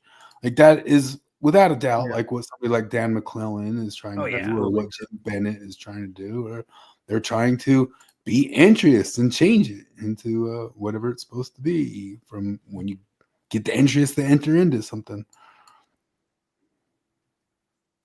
We should go be entryists into the church cohort. Like, how many members do you think he has? Like, if we had 3 enter and we're saying, we're changing Church of Horror into a libertarian organization, we could be libertarian entryists and get enough of us to join it that we completely. I just think that our nature isn't subversive enough. Like, I think I know all the things to say if you have to be subversive, but I just don't have the patience to be subversive, or the gut, because you have to just. There's another bus things to go by be a voting increment. block You have to inside of one slowly step down there, and I would explode. But then you'd be stardust.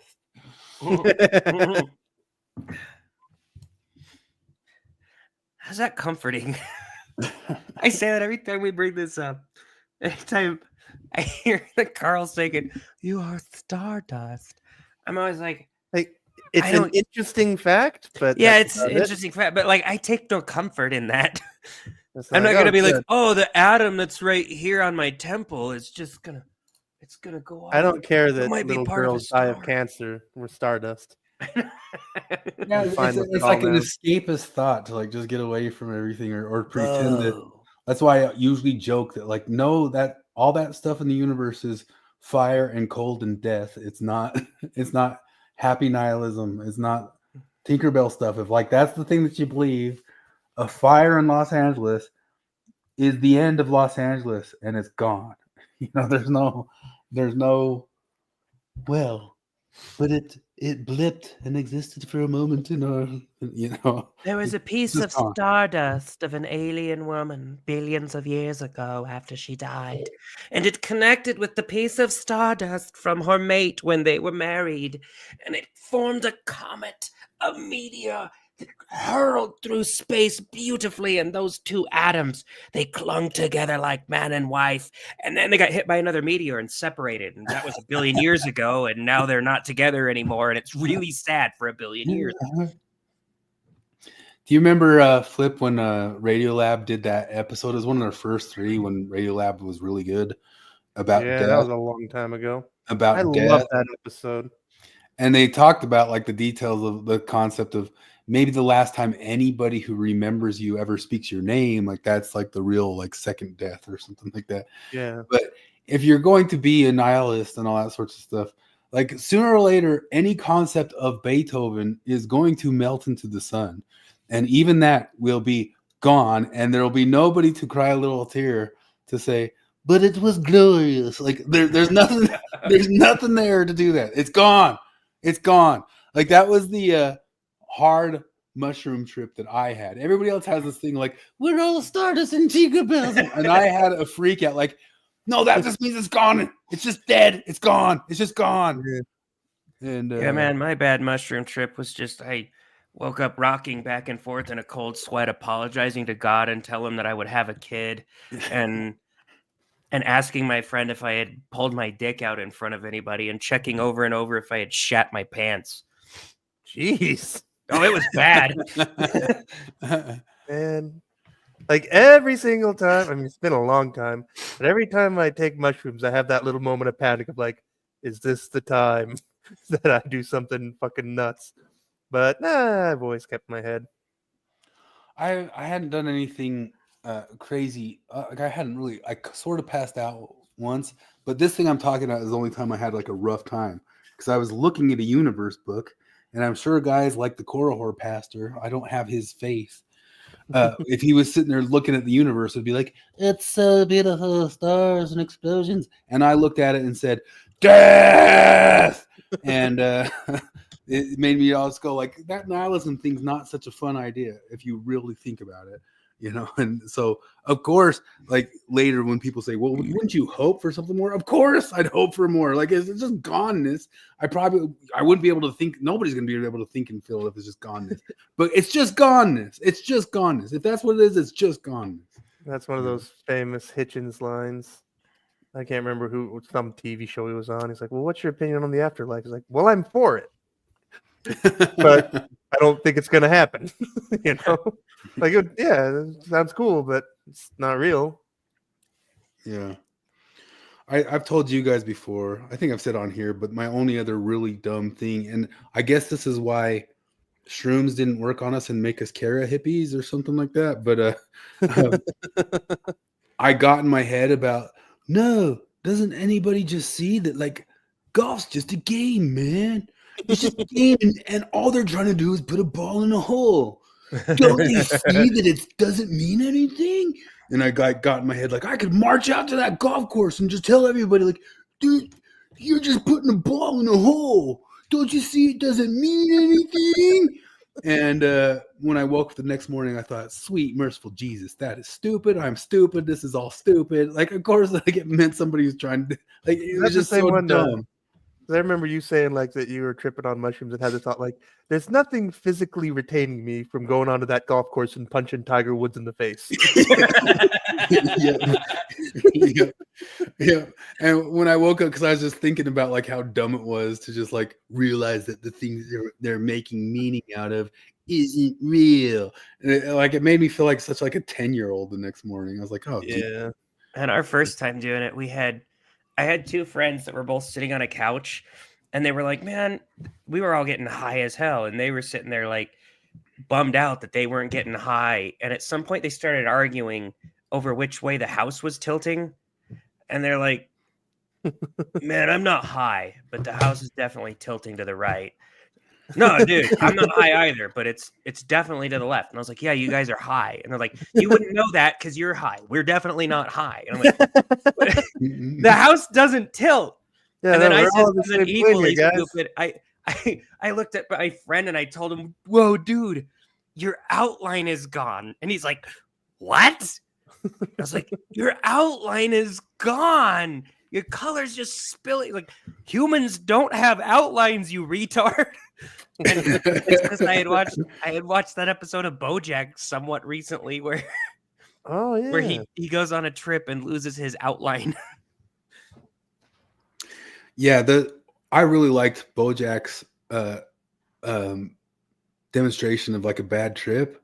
Yeah. Partially because one of the things that happens with BoJack is he goes through all of that and then still doesn't get better. Yeah. You know what I mean? Like, you think he's like, man, he's had a real epiphany. Oh man, he's really got it now. Oh my gosh, he's gone through it. Oh my goodness. Oh, and then no, he still goes back to being himself. You know what I mean? You didn't think of the Stardust and like work stuff out with like your mother and your thing, and now you know it was just a trip in the end of stuff. Anyway, all that stuff where I go off it, like anytime I hear the Noah Harari stuff or people start talking about somebody blowing your mind by saying money is just an idea, and didn't we say like Noah Harari is kind of like Dr. Nick on The Simpsons, like, and it blows Bill Reel's mind, like, whoa, money's just an idea, like money is just an idea. We can Dude, all decide it doesn't mean anything. Whoa! Oh my god, I had that conversation at work. This woman I work with, we were talking, just waiting for the next job to happen. And I made some joke about the debt ceiling and how, like, why do we even call it a debt ceiling if every time we need to, we just raise it up? And she's like, well, that's my thing. I'll die on this hill. Debt's not even real. I was like, what do you mean? Because like money's not even real. I was like, oh fuck, Noah Harari. Okay. And she's like, yeah, man, like we just made money up. And I was like, yeah, I know. We did. We also made traffic rules up. They're a thing. And she's like, and we could just get rid of it. We could just get rid of the debt right now. And we could get rid of money right now and it'd be fine. I was like, okay, but what are we gonna do after that? It's a medium to barter. Are we just gonna barter after that? And she's like, well, we could just have people like build houses and other people do this. And I was like, what are you talking about? If you know how unfair that is to me, if I'm the house builder guy, like I'm the guy that like, okay, Jared can build houses and Chris is good at the banjo. So Jared built Chris a house and Chris played Jared a song on the banjo. I'm like, fuck off. No way. I'm going to build myself a house. No, that's Utopia. Commie Utopia is I play the banjo. It is Commie I'm Utopia. only good at songs in G, mind you. And so you got a bunch of G listening to, and then you build me a house.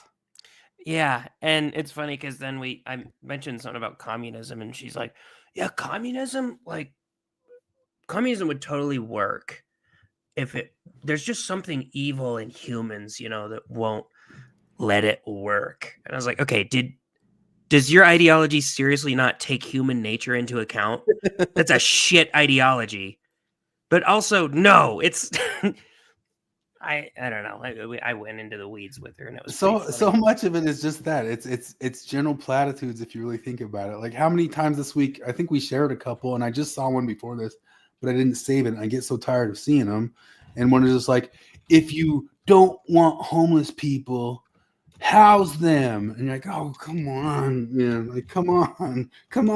Can we just all get honest about stuff? If we just got honest about stuff, we'd actually kind of start working towards fixing things. You know. But this is, I mean, that's kind of one of the things here, and I think Jacob was kind of straightforward with Steve about it. Is just that's a religious university. You went to it. You signed up to follow by what they request of you if you applied for it at any point in time. And all you have to do is not piss off their thing. I mean, I could imagine a couple subjects where you being honest in the subject would have, maybe if you were like a biology teacher or something, like you having to be honest in your subject might trample on some teachings or something like that. But no, like the guy over in some, I don't know what department, marketing department, doesn't need to shit on the church to teach kids about marketing.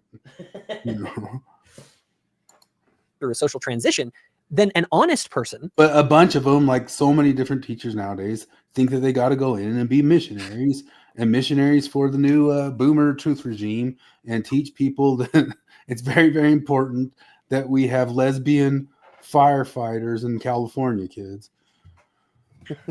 Will Explain admit to me that why their it's bishop. not. And a bishop gets to make the judgment if such beliefs disqualify them from temple attendance. And those are pretty strong requirements. So for the school or Clark Gilbert to require additional standards, it seems very extreme. It did get off the scary music. I didn't even notice it got off the scary music and suddenly went like all British baking, British Bake Off. upbeat. Yeah. Honestly, think about how upside down our world is. People like Peggy think it's extreme for a Latter-day Saint university to expect its teachers to uphold basic Christian notions like the idea that men can't become women or that sexual relationships should only exist within a marriage between a man and a woman. She thinks a private Christian university with these basic standards is being extreme.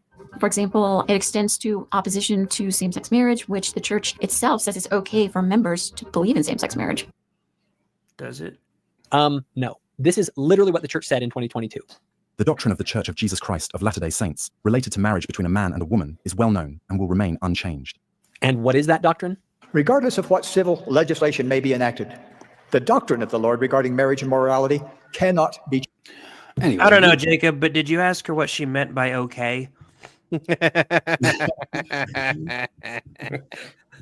That jackass. Flip can't not go after Jacob just as hard as anybody. I'm surprised you've been as quiet as you have through this. I mean, because for once he's basically not full of shit. I mean, he's defending the full of shitness of the church, but like, yes, the church's shitty beliefs are what they believe, and this lady's like, "Hey, why is the church doing what they believe?" Yeah, I thought this was kind of rich though, because if you go to the BYU cracks down on liberal professors, is it liberal, John? Like John still doesn't understand the post-liberal area that he's in at all. He just doesn't get it. He still thinks it's 1995 on stuff. No, it's not liberal professors. It's post-liberal professors in ways. Yeah, we're way past liberals. Let me see if this is it here. Decoupling of faculty hiring from religious mission. It goes on to say in his first. Let's see. So he mentioned and talked here about they're removing people because I don't know. Oh, here it is. Stratford said women were more exposed than men. The reason given, quote, not a mission fit, close quote, which sounds like legalese to me. That sounds like legal. So that one, I glommed onto that one because that sounds, again, can't tell tales out of school too much. But I've heard John ask that about people on his channel and his show and his stuff, almost like word for word, that exact thing. Like, are you a mission fit for what we're doing? Are you on board with what we are doing? Are you a good mission fit or not? That's why Jonathan can't post there anymore. Well, I didn't say that. I mean, it's obvious. Yeah. I mean, he can't do those beautiful troubles anymore right now. And because some people might question sometimes, are you the right mission fit? Are you the proper mission fit? Or should you not be over here anymore? You do that, Delin. You've been doing it all along and you're supposedly not a religion. You know, it drives me just up a wall. But part of it is Delin's perfectly, He's perfectly able to do that. Like we have no recourse. We have no recourse but to go and complain about it. You know what I mean? And they have no recourse but to go and complain about it. It's a university. It's like one of 10 that actually kind of generally leans conservative. And even with that, it still falls through the Robert Conquest stuff. Like it's still good. And over time, it will keep going that direction. Robert Conquest laws win. They win. It goes that direction eternally. It's Leviathan always swims left, as Sam Francis would put it. It's because are leftists just more like predisposed to being entryists? Yeah. I mean, it's part of their mission. It's part of the goal. Like you got to go sneak in and change the thing from the inside. And I don't know how it is. I think bureaucracies must turn leftist too. That's why we I actually think about that all the time because whenever I don't know, I kind of explained it to you guys a little bit in the chat. We were talking about how boring preaching versus good preaching is, you know, and my porch gun. My boss a while ago, I've seen all these safety meetings where people give presentations and they're terrible at it. And every time they do, I'm like, are you trying to be terrible at this? And like the thing you're talking about is bullshit, but I could do this bullshit better than you. I know that. And the thing is, though, I don't want to because it's bullshit. That's the problem. Is that you're weaseling your way into a position where it makes you feel like you're important so that you can pretend you're important for everybody and bullshit them. I could do it better. And I don't want to because it's bullshit. But they had me do, and this one wasn't so much bullshit. We had a bunch of new workers coming in who had never worked in radiological areas, and my boss, she thought I was funny, so she wanted me to do a presentation on the difference between radiation and contamination. And it was basically just one big long fart joke. And it was also one of the only presentations I've ever seen them listen to the whole way through because, you know, they thought it was kind of funny. It was radiation is the source. So it was the guy that has all this stored energy because he's lactose intolerant and he's fat, but he ate ice cream that day. And the contamination is the shit and the farts that comes out of his ass. And I said it in, you know, work appropriate-ish terms. But I hate that bullshit. Well, what bureaucracies always come down to are they must expand themselves. That's why the Leviathan and its enemies. This is what the book I was talking about. But the same thing with the managerial class is it must always grow, and it must always do. I mean, we've talked about it before of deterritorialize and reterritorialize, which is the concept of we need to make a wipe your ass department because people can't wipe their asses unless we get a wipe their ass department. And then as soon as you get the wipe your ass department, but we don't need this, but then you get it. And then 7 years later, it's like, we need to get rid of this wipe their ass department. Like, then all the asses won't be wiped. Like there was no ass ever wiped before this department ever existed. And the bureaucratic state must always grow, and it must always tell you that we need to take this thing over, take this thing over, take this thing over, and all the things out there slowly and surely. And as it grows, it needs to redirect the wealth of the people. Like, so we need you to send money this, we need you to send, like, it's inherently left wing. The total state is just that way, and it moves that direction. And it only ever kind of gets like chopped back quickly in other certain ways, but over time it'll happen to any organization. Those laws will happen to you. If we started the Porch Time Company now today, and it was just us and the people here on this, and we were pretty hardcore and we did great stuff like Disney did at the beginning, at some point in 100 years, it would be a big bloated piece of shit Bob Iger runs shit bird that is just as bureaucratic and shitty as that is. It'd take 15 years for Maven to be HR manager. Yeah, Maven and Bob Iger would be running Porch Time in 2070, like that, if it was successful. You know, that's just how everything goes to shit. Like I was talking to somebody just recently about how In-N-Out is getting shitty. And because like for the longest time, like their whole policy was like, we're a family company and we don't open a new restaurant until we have a family member to manage it. because we want to keep everything the way it should be, and we want quality to stay how it was, and we want our culture to be what it is. But eventually, like, it got bigger. The original family started dying off, and then they started corporatizing. And now a lot of people are talking about how In-N-Out isn't what it used to be. And it's just, it happens to everything. It gets bigger and bigger, and it goes to shit. Yeah.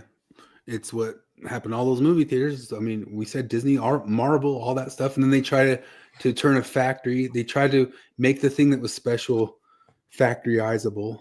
Well, it's that the Destiny versus Jordan Peterson debate, where Jordan Peterson started talking about gigantism, as he called it. And I think Destiny tried to frame that as if it was some sort of a dodge, but it wasn't. It's clearly something Jordan Peterson has thought about quite a bit. And it's as things become bigger, they become worse. Yeah. As they try to do more, it's part what happened to the NBA and that stuff we're talking about. I mean, each of those little things we're looking at the bloat that comes from it, just from stupid ideas and that's one of the funny things is, like, if you're ever put in some of the worst bureaucratic positions in the world, the answer on how to make things better really is to pull the Ron Swanson on it, which the Ron Swanson is, don't do your job. Like, don't just go there and don't do anything and it will get better. Now, this isn't true in the case of firefighters and stuff like that, the things that you really needed. But in most bureaucratic situations, less is more. And that's usually when it comes out. I remember the Simpsons thing of, like, digging the hole. And then those guys, Quimby gets mad and he goes, no, you idiots, dig up, because they're trying to get out of it. And it kind of feels the same way of, like, you got 1,000,001 and 1,000,000,001 different laws. So then you get Trump and Elon, and they're like, we're here to cut this out. And then the whole left starts asking, like, well, what policy and legislation are you going to pass? You're like, well, that's going to be more laws. Like, you're saying, like, how are you going to dig up? Like, please start digging up out of this bureaucratic bloat. And no, it's about cutting. And they always ask, well, what thing are you going to put in place of the Affordable Care Act?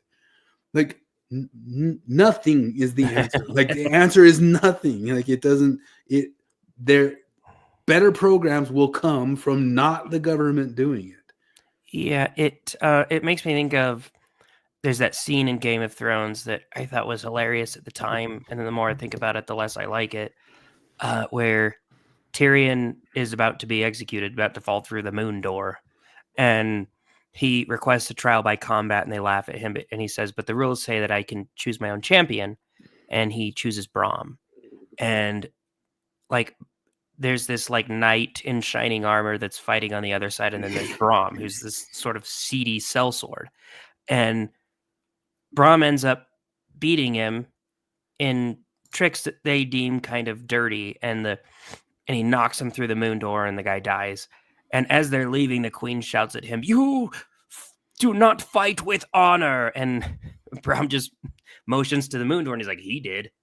And I understand it in a life and death situation and stuff like that, but I almost feel like there needs to be that queen in the NBA. You have, like, NBA players who are driving into the key, trying to lay up, trying to pull plays, trying to dunk and all that shit, and then the other team just throws up threes, and then they win, and the queen goes, "You play with no honor," or whatever, and we're like, you know what? Yeah, we didn't. Yeah. For sure. I mean, Man, basketball blows now. Oh, it's terrible. It is the worst. And LeBron James says he thinks he can keep playing until he's 47. Well, with the way he can in this league. Yeah. Like, if it was 1997, he would have been retired 6 years ago. Yeah, MJ could come out of retirement now again. Yeah, I guess he could just go shoot threes. Really, he could. Yeah. Oh, I love this clip. I gotta show this to you. This is the media nowadays. This guy, this is makeup wearing mofo, used clothespins to pull his fire jacket back he's wearing as a prop so he could look like a snack for TV. So I only heard about this. I haven't seen it yet. As you can see her behind me, it's been like the way. He's got the clothespins pulling on it, so How did he not think of that? So it'll make his jacket fit all tight. He's not a thinker. There's a reason Yeah, they but call I'm them like, talking heads. if They're I not were talking brains, they're talking heads. well, it's like whenever you're watching a murder show, like an actual like true crime thing, and you just think of like, how did you left the murder weapon in your fucking car? You know, like all you're thinking about is how terrible of a liar this person is, and how like I could have lied better than you. That's the thing I think about when I watch this. I'm like, you are not a very good liar. All right, here's something like a little shitty and goofy. Although we could pull a card, and I guess your wife got into him about the taper thing, but Yeah, it's one of the most ironic things you'll ever see is in a comment where she accuses Cardin of fostering an echo chamber. He deletes the comment.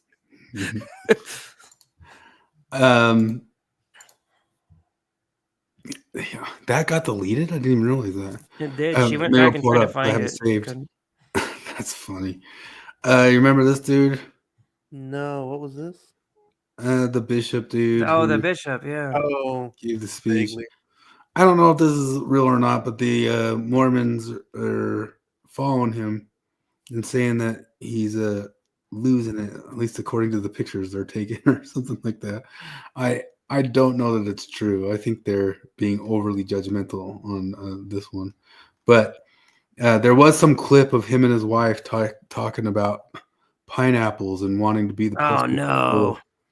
The poster couple for the pineapple. Like swinging? Well, that's what that means generally, right? Yeah. The pineapple website. They said we'll be the models for your pineapple website. Oh God, no! Yeah, I don't know if he's really doing it or not. If he's joking, like He it was seems like, it's okay, a joke of a thing. But I want to try to find it because I was as much of a fucking dork as he was. He seemed likable. yeah, I think I got the pineapple thing saved somewhere. We can evaluate if they're just joking or not.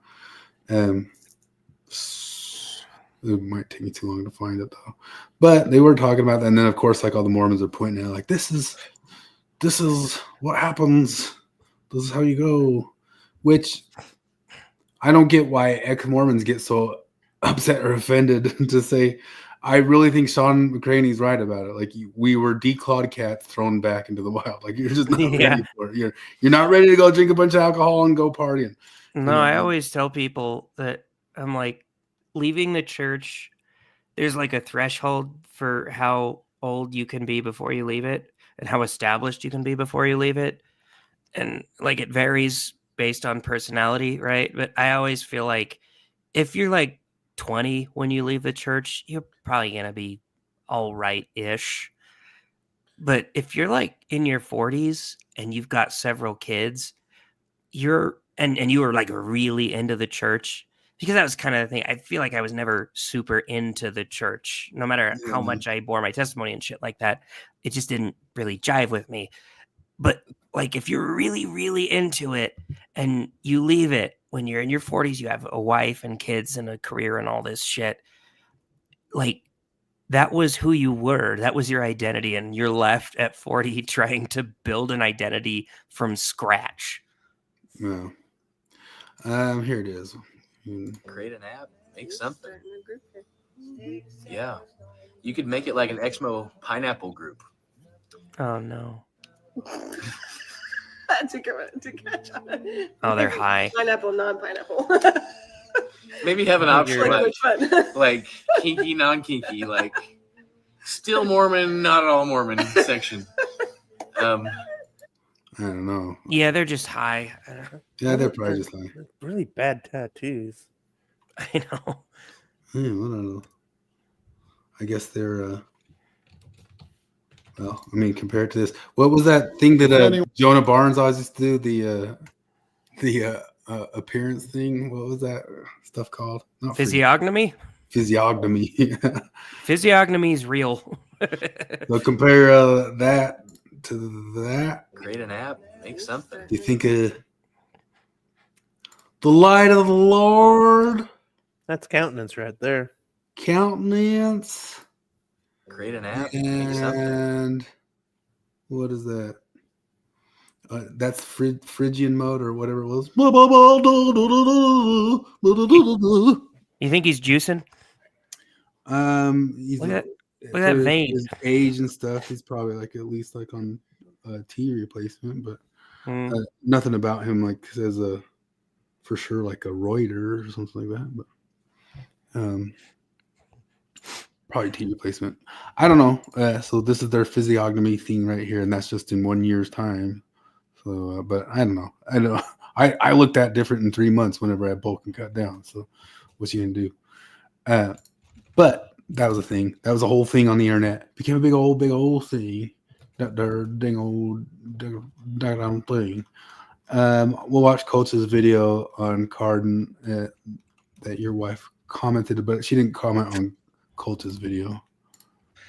Evangelicals for 200 years have had this Book of Mormon fake because horses, right? Never mind that it could just as easily be simple loan shifting of language that happens over time during the process of translation that Joseph Smith engaged in. They don't realize that it wasn't us that called it tapers. There was actually local American Indian tribes when the Spaniards showed up that called their horses lightning tapirs. So you're not making fun of us when you make fun of people that think horses might just be translational loan shifting. What? No, we're making fun of you. What? American You keep saying loan shifting. Yeah, that's not a that's thing. an LDS term. Well, It's an LDS term. Yeah, what he's talking about is like when I know Joseph. there's loan words. Well, but he's I've saying never heard like of loan shifting. He's just talking about like when Joseph Smith says steel, maybe he was talking about like tin or something. Well, if I type it in, look at the first. I was gonna say okay, because like that just sounds made up to me. Like I've heard about loan words. I've never heard of loan. It's kind of like loan words, but a semantic extension that refers to a change in the meaning of an. It's deconstruction. No, I'm just kidding. The term loan shifting or semantic extension, concept creep, although concept creep generally, I think is supposed to refer to stuff that's like a negative, harmful effect or something. But yeah. Semantic extension refers to a change in the meaning of an established native word in order to extend the number of things to which it applies. Loan shifting has occurred throughout history. For example, when the Greeks first encountered a large, unfamiliar animal in the Nile, they named it hippopotamus, which in ancient Greek means river horse. Anyone would agree that the hippo bears a little resemblance to a horse. sure, and that kind of makes sense to use those words to describe sort of an alien entity that you're not familiar with or whatever. But it doesn't make sense when you say that they rode this into battle and they pulled chariots. So no, they're not making fun of the Mayans who called them lightning tapirs. And if they were, that's not because the Mayans were brown.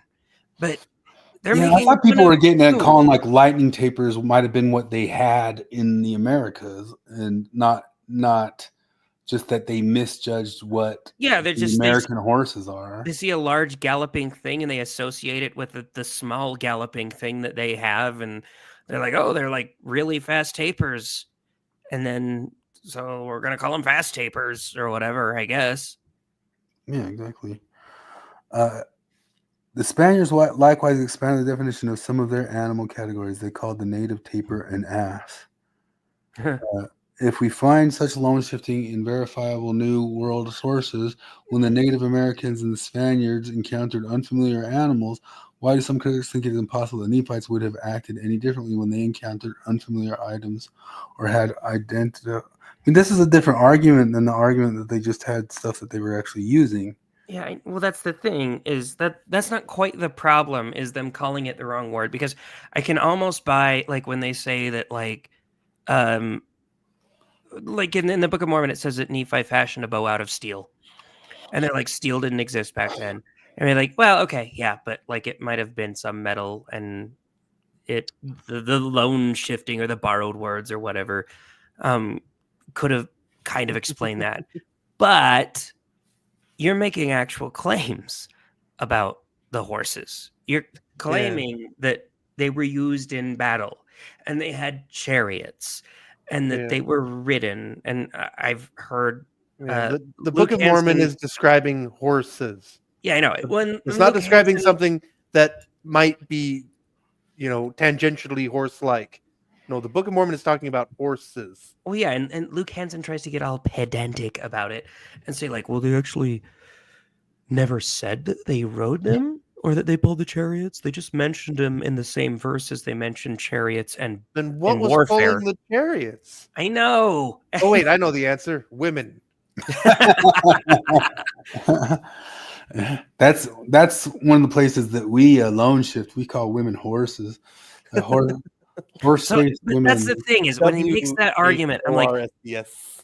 when he makes that argument, I have that whole mind explosion where I just say, I'm not the weird one.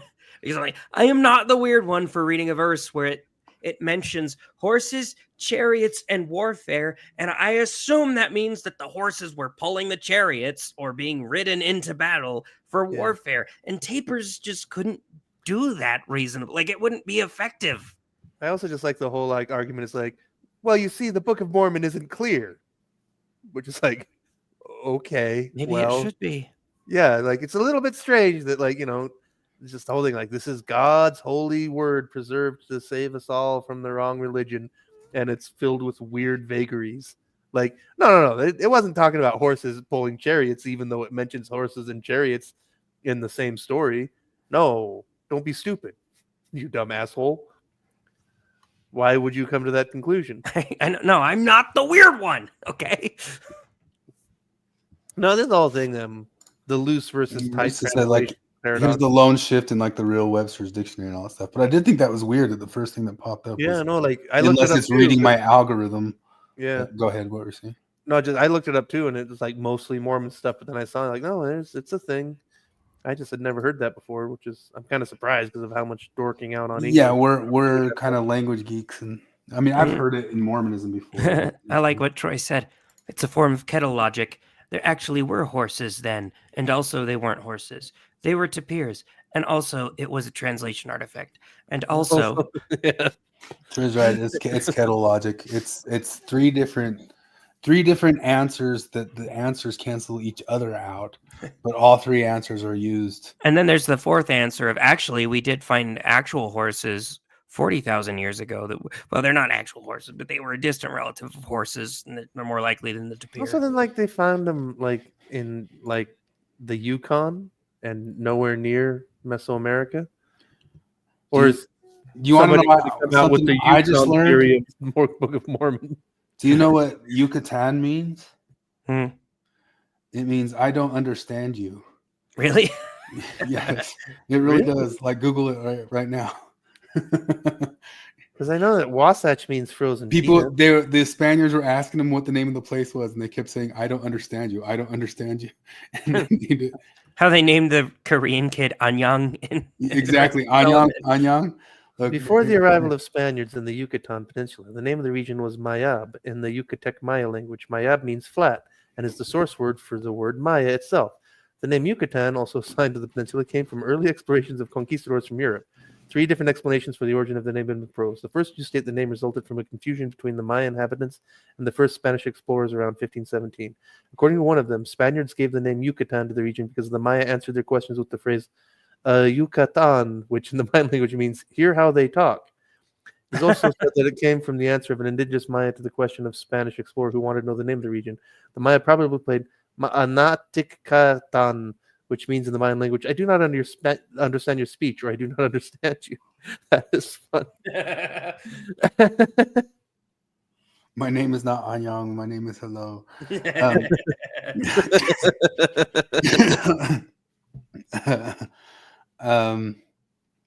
I always had the idea that if I ever had a kid, I could just name him Shut Up, and that would cancel out extra words I had to say. Shut up. Just kidding. Estado Libre y Soberano. Man, they got fancy names for places in Mexico. What was that one? Because it's literally, because I guess it's in Spanish, the actual name is, because we have state of Utah, state of Colorado. For them, it's the free and sovereign state of Yucatan. Estado Libre y Soberano. Yeah. Yucatan. What were we talking about? I love that Yucateco hot sauce. That stuff is excellent. The green one, That's such a great hot sauce. Which one? The Chucateco brand. Oh yeah. That's a good. But the black, I love the black one. The smoky one that they make. Man, now I want to buy some. Yucatan is the Texas of Mexico. Really? That's I what thought Reese people- said. I thought people Texas thought it was is beautiful and red. gorgeous there and all that sort of stuff. I've only ever been to Mexico City. Well, he just says they are very separate and independent. That's a funny thing because the state of Brazil I was in. Yeah, and they're is- kind of more Mayan and the rest of Mexico's not. No, the state of Brazil that I was in was in Rio Grande do Sul, and it's the southernmost state of Brazil, and it's Texas of Brazil. They're very proud. They have certain customs that they like. They, instead of doing the double R's in Portuguese, it's usually an H sound, but the gaúchos of Rio Grande do Sul, they roll their R's instead. They'll say, "Vamos tomar chimarrão," you know. Chimarrón. Yeah, yeah. and See, that sounds weird to me. the kids don't do it, but like the older guys do, and they also declared independence from Brazil at one point. Oh, that makes sense. And it's funny because So there it's cachorro. Yeah, cachorros. No, they at one point. So it's September 7th is Brazilian Independence Day, and they have all these parades and stuff. And then all of a sudden, like a couple weeks later, they were having more parades and stuff. And I was asking the member we were eating lunch with, I was like, "What's today?" And they were like, "Dia de Independencia," and I was like, "What? I thought that was the 7th." And they're like, "Well, yeah, but this is commemorating the Battle of the Gahapos," and I was like, "What's that?" And it's like, "Well, it's when Rio Grande do Sul tried to secede from Brazil, and we had a really bloody battle over it." And the the guy I was eating lunch with is, "E a gente ganhou," and we won. And his wife was like, "No, querido, a gente perdeu." It's like, "No, sweetie, we lost." And she's like, "Oh, sim, a gente perdeu." She's like, "Ainda estamos parte do ainda fazemos parte do Brasil." Yeah, you're still in Brazil. This picture of like the lightning taper still kind of looks like a hippo and it's pretty tough. But I was going to show this this little short about one of the problems that's been happening with scientific art. And view this tab in StreamYard. Oh, StreamYard.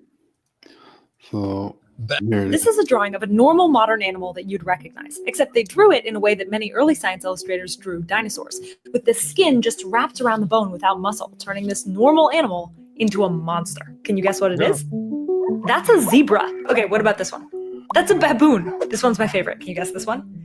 That's a hippo. This practice is called shrink wrapping, and it caused a lot of really big misunderstandings about what dinosaurs actually looked like. They were way chunkier than people think. Artists and scientists are correcting that now. They're adding more loose skin and muscles and fatty tissues. They're showing dinosaurs like the animals they really were. If you want to see what dinosaurs really look like, watch our longer video. Well, I'm just saying, like, whatever the lightning taper was, I bet you it was a dumb looking animal too. You know? I bet you it wasn't like some badass thing. You know what I mean? But even that was like 10,000 years old too. You know? Like, Yeah. But anyway, that stuff. I don't know. We got Justin Trudeau stuff. Trudeau. I mean, I don't have any like cracks on it or any sort He of thing. didn't actually resign. That's the thing. Is like he stepped down as the head of his party, and then, I mean, I don't understand this. Well, he stuff said he'll on- resign once the Liberal Party finds a Well, replacement for no, him. so he stepped down as the Liberal Party head, and then he suspended Parliament for long enough for them to not hold a snap election. Like, and so it's all kind of a sneaky way for him to stay in power for longer, even though he's basically a lame duck.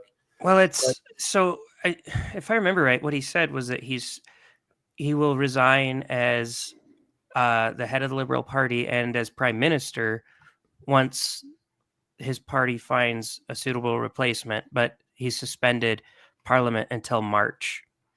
And so I watched J.J. McCullough talk about it, and he's saying that the election probably won't happen until like March is like the earliest it could happen, but it's more likely going to be in October. And because in Canada, for whatever godforsaken reason, the prime minister can just delay the election, and that's how he won last time. Like he had terrible, like piss poor numbers, and then he delayed the election until he had better numbers, and he won.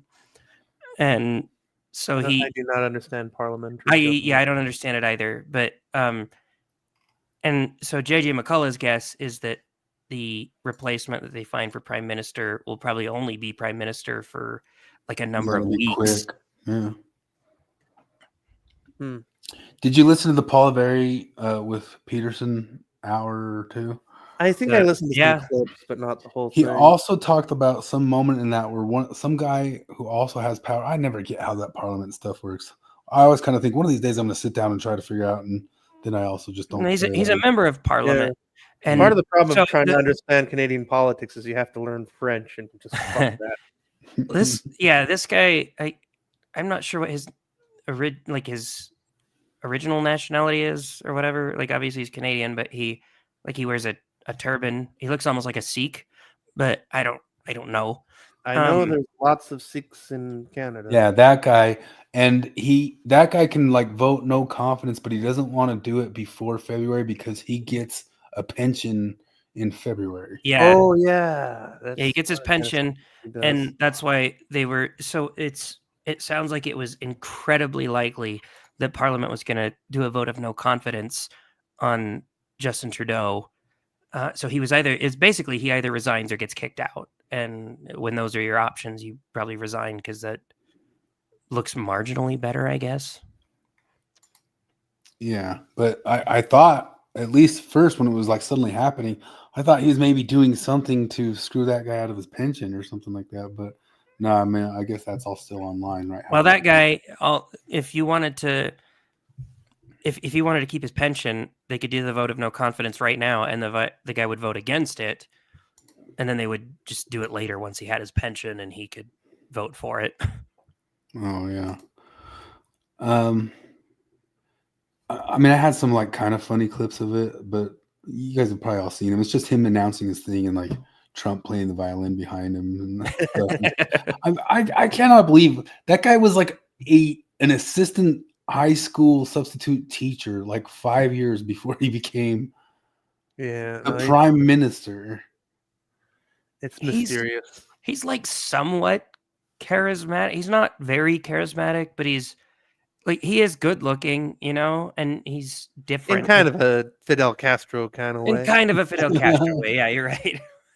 Still just like how you jump that far that fast, I don't know. That's wild to me. I mean, there's a lot that happened. Really like his debanking shit pissed people off a lot. His handling of COVID pissed people out a lot. His his immigration policy, because if you look at their immigration, proportionally speaking, like they have a higher rate of immigration than we do. Yeah. No, but it's like having a Biden presidency that lasts 9 years instead of 4. Like that's basically what he was. Yeah, I mean it's unreal, but I never get like why they get forced to having to run a new election, because like wouldn't some terrible dictator be able to just say I'm never going to run that, or does the time expire anyway? I'm not sure. Cox is like pretty shit. Sorry, I was responding to Christopher. It's like me taking over for Spencer Cox. Because Spencer Cox is the worst. He's the worst of both worlds, because like he's a bog standard crony style Republican, and he licks woke buttholes. It's just it's the absolute worst of both worlds. Like, man, I wish we could get John Huntsman Jr. back. I mean, I don't know, maybe he'd be different now because the world has changed so much. Like, John Huntsman Jr. is the only vote I ever cast that I didn't regret. Like, literally the only one.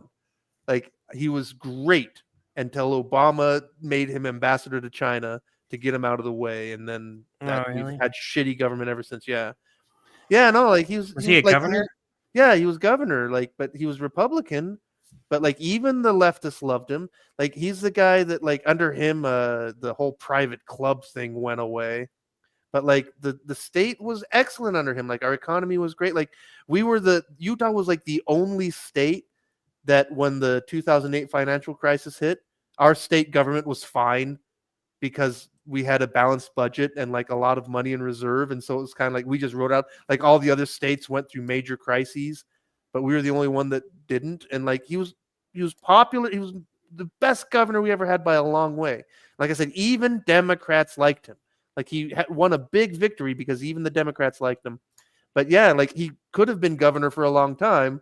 But like, and a lot of people said that there was the conspiracy theory that Obama made him ambassador to China to get him out of being to stop him from running against him in 2012. Did you ever see that? Literally the only vote I ever cast that I didn't later regret. Did you ever see the debate of the Idaho gubernatorial race in 2014? No. I'm going to send it to the group because it went kind of viral because it was fucking bizarre. I sent it to the group. Is it the funniest thing since Larry Craig and his wide stance? You want me to share it? It's funnier than that. Yeah, you should show it. It's funny. Like, let's see it. What in the hell? Let's see it, and then I got to go to bed. I got up at 4:30 every day this week. I'm tired. Present share screen. Present the pornography. Present the Idaho stuff.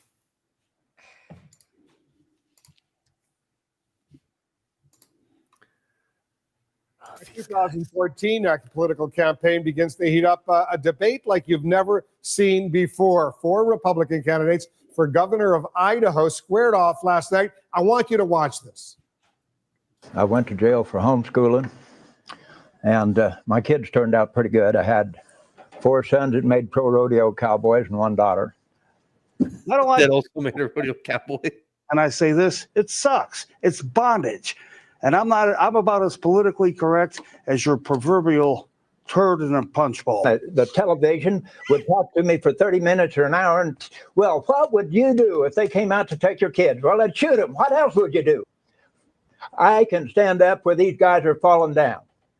I don't know how to put it, but how many have been in jail for what they believe? Oh, yeah. And you have your choice, folks.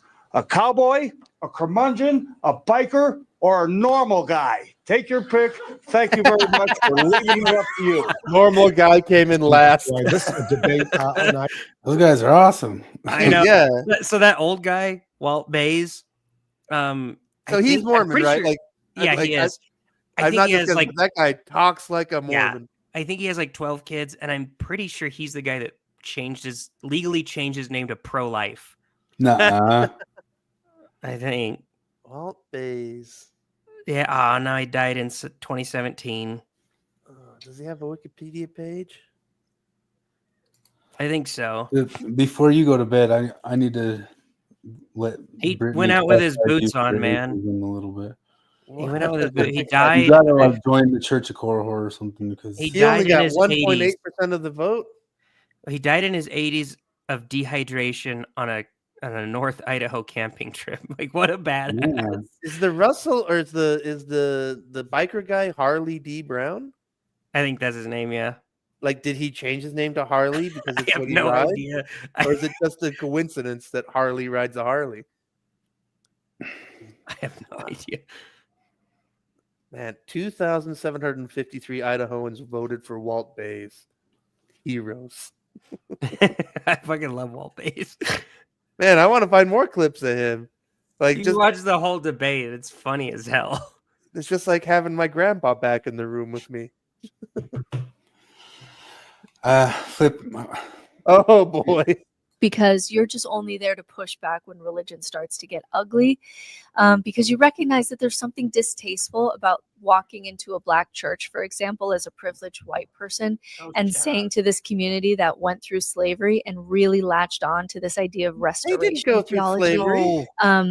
this idea that someday the last shall be first and the first shall be last, and the gospel music, and just saying like, oh, by the way, your God isn't real. Like Atheism 301 is realizing that there's some privilege involved in having the education and social safety net to be able to leave religion altogether, to even have the psychological safety to challenge religion and invite more chaos into your life. So if we co-evolved with religion and you don't need religion, you probably have access to things that maybe others don't. And maybe some of the world is better off with their delusional story for now. We just have to push back on, I guess, the worst of what religion can do.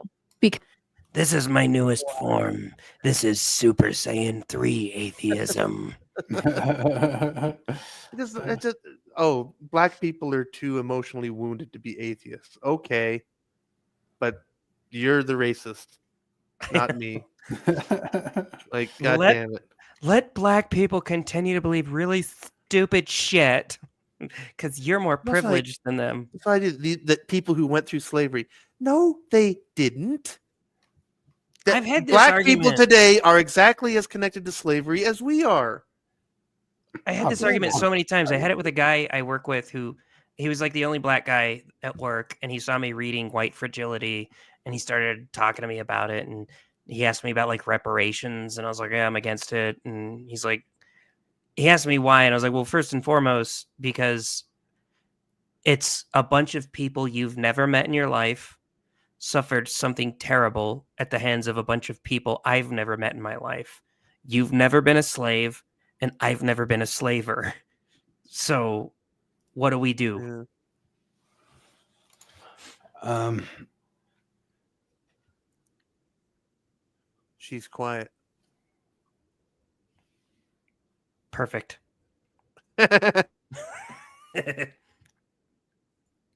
Yeah, you're just gonna have to reopen it. I think we can't hear it. Yeah, it's got the your browser last connection. Your screenshot audio does not render. So everybody's frozen but me. I think that was just you. Am I the only one talking? Can you not hear us? Comment section. Comment if you can hear me talking. Word in the lexicon. Do you hear it now? Yeah, we can hear it. I don't know if Flip, are you still cut out? You guys, I didn't disappear. You guys disappeared, but I think we're all back now. I think it was just you that I time. saw you going. Because me and Chris were. It's hard to tell. It's just fires, man. It's climate change. Climate change. I need to know if there's already a word in the lexicon for like when a well-meaning leftist, in the pursuit of making a progressive point, accidentally stumbles into like the most horrid racist point ever by mistake. I like accidentally found myself seeing book talk drama this morning. I don't even think it's accidental, Chick. It's that they think that way about the people. No, that's that's the entire book. You're describing the entire book, White Fragility. Mm-hmm. On my phone, and it started with a teacher who was trying to say like, a lot of people will read like a billion crime or mystery novels or like a bunch of Colleen Hoover, and actually if they sat down and they read some of the classics like 100 Years of Solitude, they would find that it's actually very interesting and well written and pleasurable to read, and also good for their personal development and their understanding of culture and society at large. And she argues like, books that are considered to be literature actually have like an objective higher value than these very low effort plug and chug romance novels. And of course, some other book talk person with a bunch of fantasy novels in her bookshelf comes in stitching her, saying that this is such an elitist, horrible classist take. She says like, oh, poor people in POC don't have access to the classics, even though there's an entire comment section of people being like, I'm from rural Appalachia. Of course, we had the classics in our library. I'm from a really underfunded district. We only had the classics. We did not have all the adult contemporary literature novels. And then she doubled down in the stitch being like, the average reading level in America is the 6th grade. So you can't expect poor people to be able to read above that level, which is just like such an insane whataboutism, especially because we're talking about the concept of reading where you're already reading a Colleen Hoover book. But also there are classics that are very accessible. Like my school read John Steinbeck, The Pearl, when we were in 5th grade. I would argue that a lot of the classics are actually much more accessible. They're shorter, they're cheaper, they're more accessible, they are free on the internet. And it's just insane to me that she's using like human shields of people of color and poor people to try and make an argument about why she shouldn't have to read the classics. And anyway, I know deep down in this girl's heart, she like is meaning well. She wants to make a good statement and she wants to say something progressive, but I couldn't. That's all it is. It's just like an infinity of that crap, man. The Kelly Osbourne clip. Yeah, but I mean, Who's going to clean your toilets, Donald Trump? I don't think that atheism takes terrible different, like right there. Like, No, it you isn't. can't go tell these black people, you know, you guys were once slavers and you love your thing and whatever. All the dumb black people need religion. Like Risto's making good comments about that. I'll let you have your religion. Let you have your religion as long as it's not too bad. As long as it's not too bad, and only if you're a person of color. But then we'll also do it too if you're a grooming gang in England, because I don't want to get into any of that. And we're going to be a relativist about that too. They're cultural differences, okay? Yeah. Well, that's the other thing. Is like a lot of people have pointed out about the whole England rape gang things. Is like it's not even a Muslim thing. It's specifically Pakistani Muslims. Like the Saudi Muslim immigrants are all also on the side of everybody else, like going like those guys are fucked. Like they need to knock that shit off. They do not represent us. That it's people have such a deep search for meaning and truth that if you are confident, and if you, which is what a con man is, confidence man. If you are really good at expressing yourself and really like you show confidence in your convictions, you can persuade a lot of people. So that was Joe Rogan and this guy who was, I guess, some biblical scholar, Wesley Huff or whatever, talking about the Book of Mormon. And yeah, that's been all anybody's talking about in yeah, thoughtful they're things. very upset about that one because he called him a con man and all that sort of stuff, and that this guy got the Kolob thing not exactly right. Did he say it was a planet instead of saying it was a star next to God's planet? I'll see if I can find it. Do you think it'll show in the transcript spelled right? Oh, I don't know. Interesting question. I don't think Billy totally knew what I was talking about, but it's those criteria that we look at. Kolob. Nope. How do you think it spelled it? Kolob. Kolob. Collab, maybe? I don't know. So KO didn't bring up anything? Korea? Planet?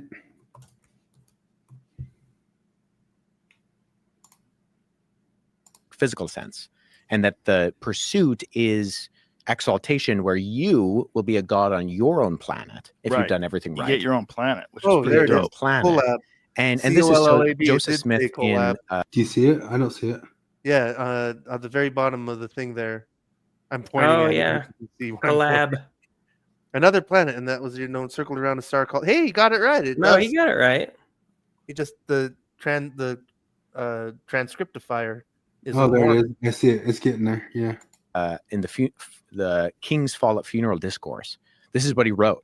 This is where he formulated this idea where God, the Father, has a body as tangible as ours of flesh and blood, and that he lived on. Oh, that's what he another got planet. wrong. And that's what he got. They're big on that. It's not flesh and blood. It's flesh and bones. Oh yeah. Yeah. It was circled around the star called Kolob, and that and said circled around, and that's not the proper wording of that either. That's orbit. It was like dwells near or something like that, and he's an idiot and a bigot for getting that one wrong. So saying circled around a star, he's an idiot and a bigot, and for saying flesh and blood instead of flesh and bone, he's a bigot.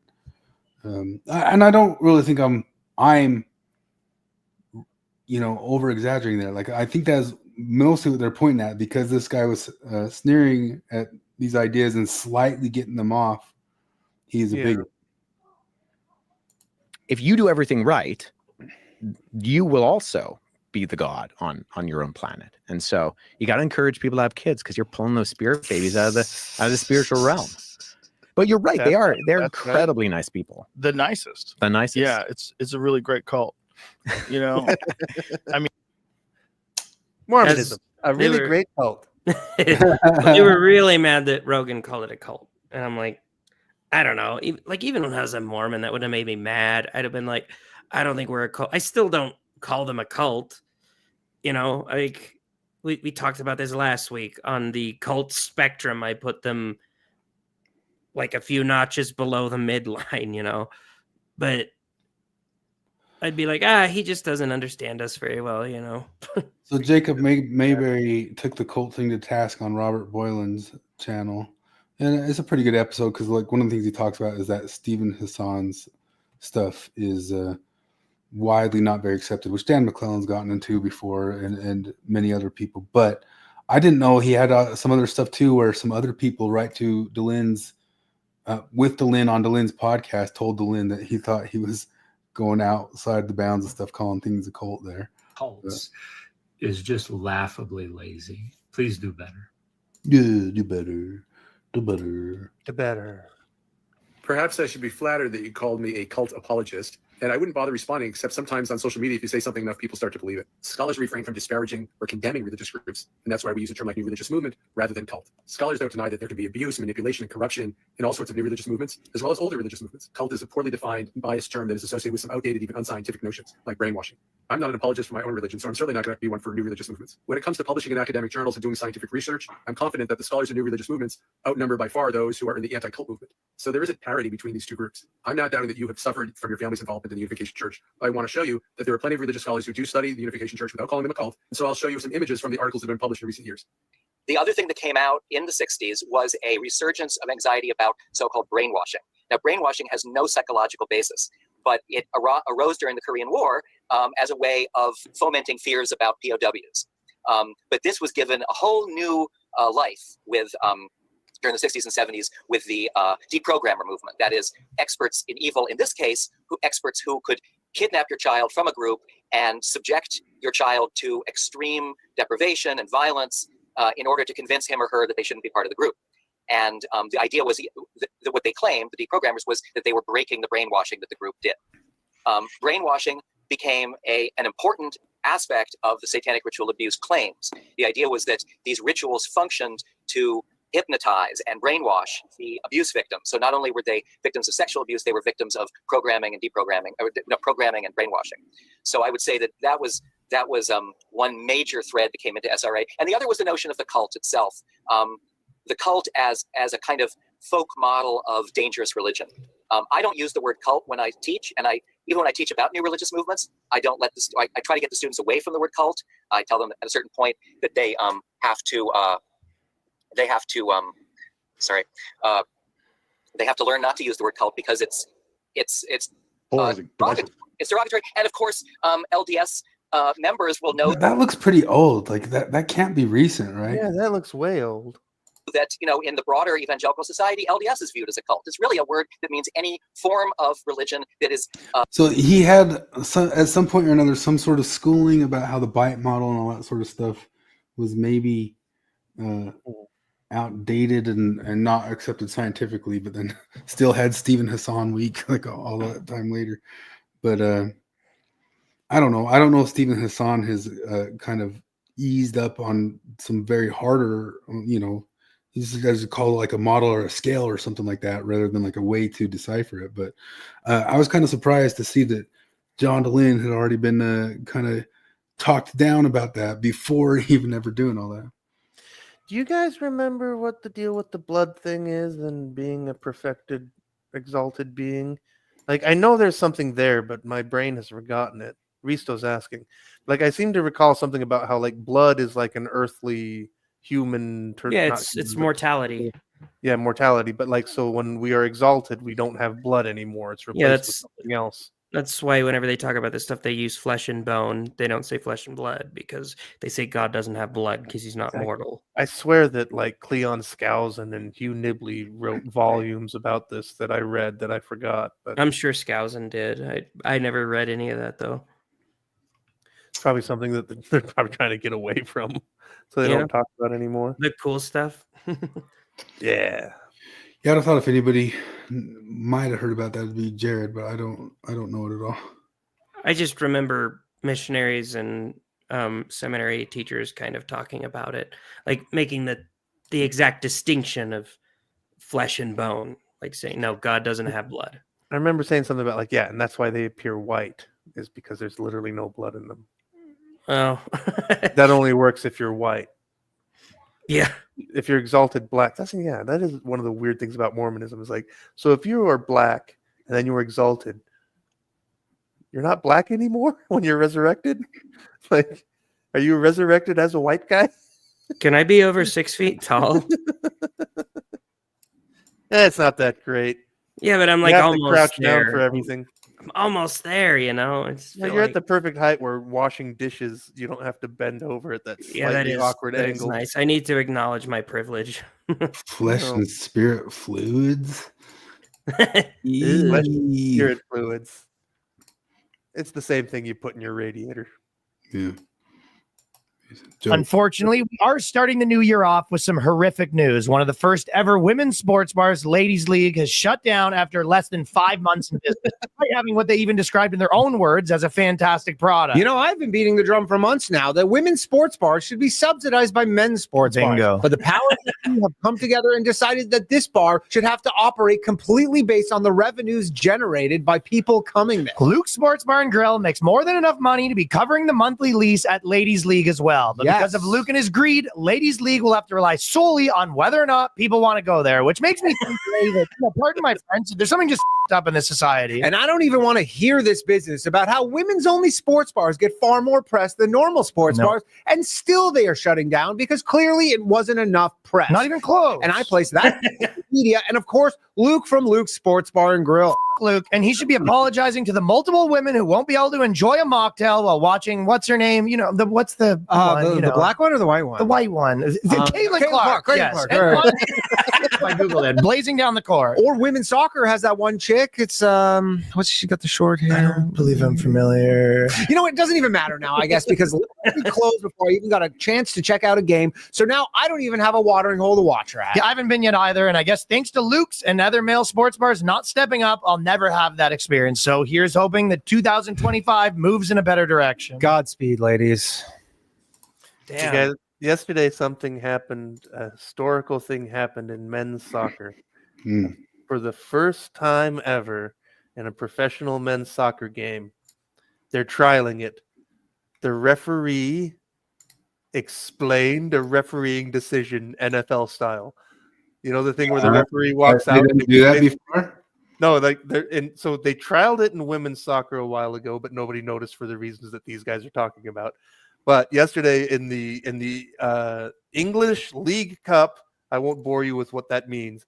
For the semifinals only, they are trialing the thing where the referee explains the VAR decisions, which is only when the video assistant referees override the on-the-field decision.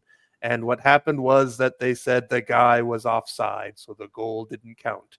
And that's history. And a lot of people have mixed feelings about it. They wanted it left vague. Well, I don't know. Like it's the whole it's the tug. There are no solutions. There are only compromises. Like in soccer, for the longest time, up until just a few years ago, like the referee decision ruled, and there was no explanation, and that was that. And then, like, because so many things were gotten wrong, like there's a lot of things that led to it, but probably the single biggest thing, and I might be biased here because it was France, but the legendary player Thierry Henry used his hand to prevent a ball from going over the goal line, which would have resulted in a corner or a goal kick. And it actually played it into the path of a player who then knocked Ireland out of the World Cup qualification. Because if it not for that, Ireland would have actually made it to the World Cup, and that would have been a really, really big deal. And everybody saw it, and the video, like, it was obviously a mistake, and that and a million other things finally convinced them to do video assistant refereeing, where there was a team of guys watching video, and if the referee got something wrong or totally missed something, they could ask him to go to the pitch side monitor, as they call it, and check it out. But that's been going on for a few years. But then the referee would just come back and just make his decision with signals with no explanation. But now he comes out and he says why. And yeah, I don't know. It's like the whole thing is because like the big advantage to soccer over all the American style sports is that there's not constant interruptions. You just play the fucking game. But VAR makes it so that we sit around for 2 minutes after a goal is scored, wondering if it's a goal or not. And so, yeah, like on the one hand, the spectacle hurts because we sit around for 2 minutes wondering if it's a goal or not. But you hope they get the decision right. But of course, they still fuck up all the time, and it's highly controversial. But alas, there are no solutions. There are only compromises. Sports will always be kind of fucked. I'm just watching. What is this? It's just a chick who That's funny. Power. She's supposed to, I guess, maybe fight this or feel a kick from this MMA dude. That gets her. Yeah. Yeah, man, he barely flicked that leg. No, this one. Is that the girl from Harry Potter? I don't know how to rewind these. I don't think I can. Where you going, Bucket? Yeah. Alrighty. You gonna call good? Yeah, I'm losing it. But I made it most of the way. Yeah. I can't imagine you guys are going much longer. No, we should wrap it up. I mean, I guess I have like just a couple joke things. Well, let's watch a couple joke things. That go? Give me Valium. We need you to influence them. Straight, white, left-leaning millennial man. Oh, it's supposed to take a back seat so that more marginalized voices could be heard. Okay, yeah. What do you want? I want immunity. I want to say things are gay and retarded. And I want to make a joke. I want you to think about what the joke actually means instead of getting scared of the words. Okay, you got a deal. I'm not finished. I want you to stop using the word mansplain and stop comparing men to bears. Anything else? Louis C.K. He's my favorite. And he has good things to say. What's that sound? Is that the Department of Education being defunded? Okay. Want to and we'll stop using our perceived moral superiority to be cruel to others. Cool. What are you doing out here anyway? I was just pretending to chop wood. Huh. That lady's half of a funny duo. Yeah, I mean, I don't have crazy much more. There's just this one image. I think I mentioned before. Maybe I didn't. Maybe it was somewhere else. But this right here. I need to see what Jolene looked like. And it's a young Dolly Parton who sang about how Jolene was so much hotter than her and she knew it. Yeah. Nice. I don't. Oh, Lisa, treasure. Yeah. Oh, yeah. Well, yeah. Although they destroyed Squidbillies just because the Squidbillies guy, damn it, Stuart Daniel Baker, he called her a whore or something because of BLM Twitter shit, and then they fucking torpedoed his career and wrecked Squidbillies. Oh yeah, man. He had a whole thing too, didn't he? Yeah, no, because they made the last season of Squidbillies. His character Early Kyler was replaced with what's his face? Tracy Morgan. Yeah, who I like. He's really, really funny. I watched 3 minutes of it, and then I'm like, nope. Yeah, and I know. I refuse. Not right. I refuse to watch it. I refuse to watch it, also just out of principle, because Stuart Daniel Baker was that show. And he was fucking amazing. Why was he canceled exactly? He said shitty things about Black Lives Matter, I think. About Dolly Parton in particular. Well, that might have been the creator. No, so you're thinking of the voice of Early Kyler. That was Unknown Hinson. No, his real name is Stuart Daniel Baker. Is it? Okay. Yeah. Unknown Hinson is like a Andy Kaufman thing that he does. Was he the creator of the show? No, but he was early. They made the show around him. Yeah.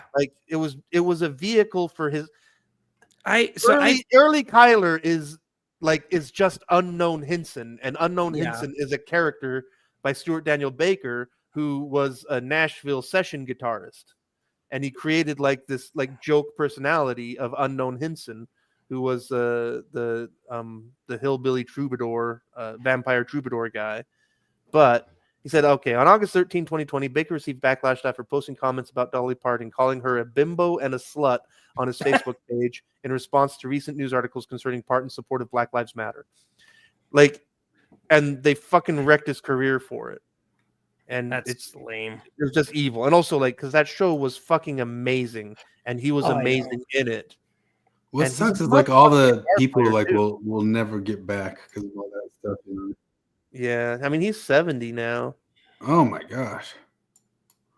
I mean, there's so much of that. There's so many things we missed, and we still have a future of really shitty Trump metaphor TV shows and movies coming out. You know why he's called? We're not going to be able to avoid those. What's that? Why he's called Unknown Hinson? Why? He's named after his father. On the birth certificate under father, it says unknown.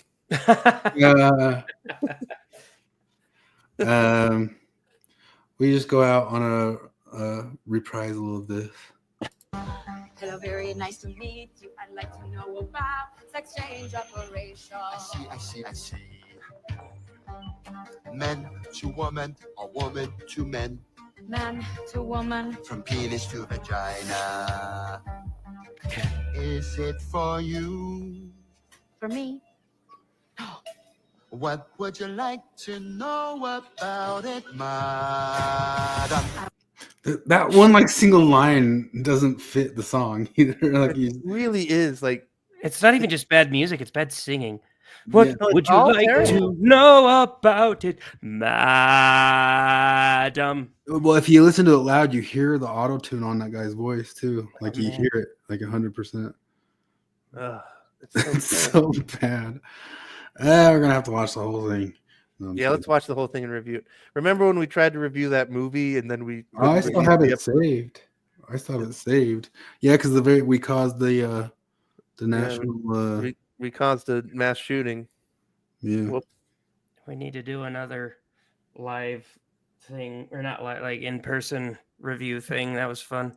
I still have a fantasy about doing. I mean, we were kind of joking about it earlier, and Risto was PorchCon 2000, but of finding a way that we can do porch time with poker and cigars. Yeah. If we do a commentary, because what was hard about that thing was trying to match it up because we wouldn't have been allowed to show the whole thing.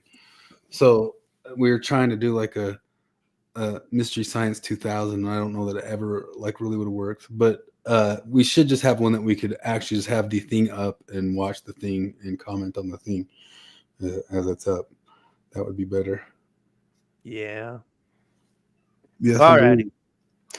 All right, y'all. Thanks for hanging out. Don't bully the Mormons and Don't give any money to the Church of Korihor. Put Don't- money in the mission fund before you give money to those dickheads. All right. Well, All righty. I'll have see you one guys of them later. Later.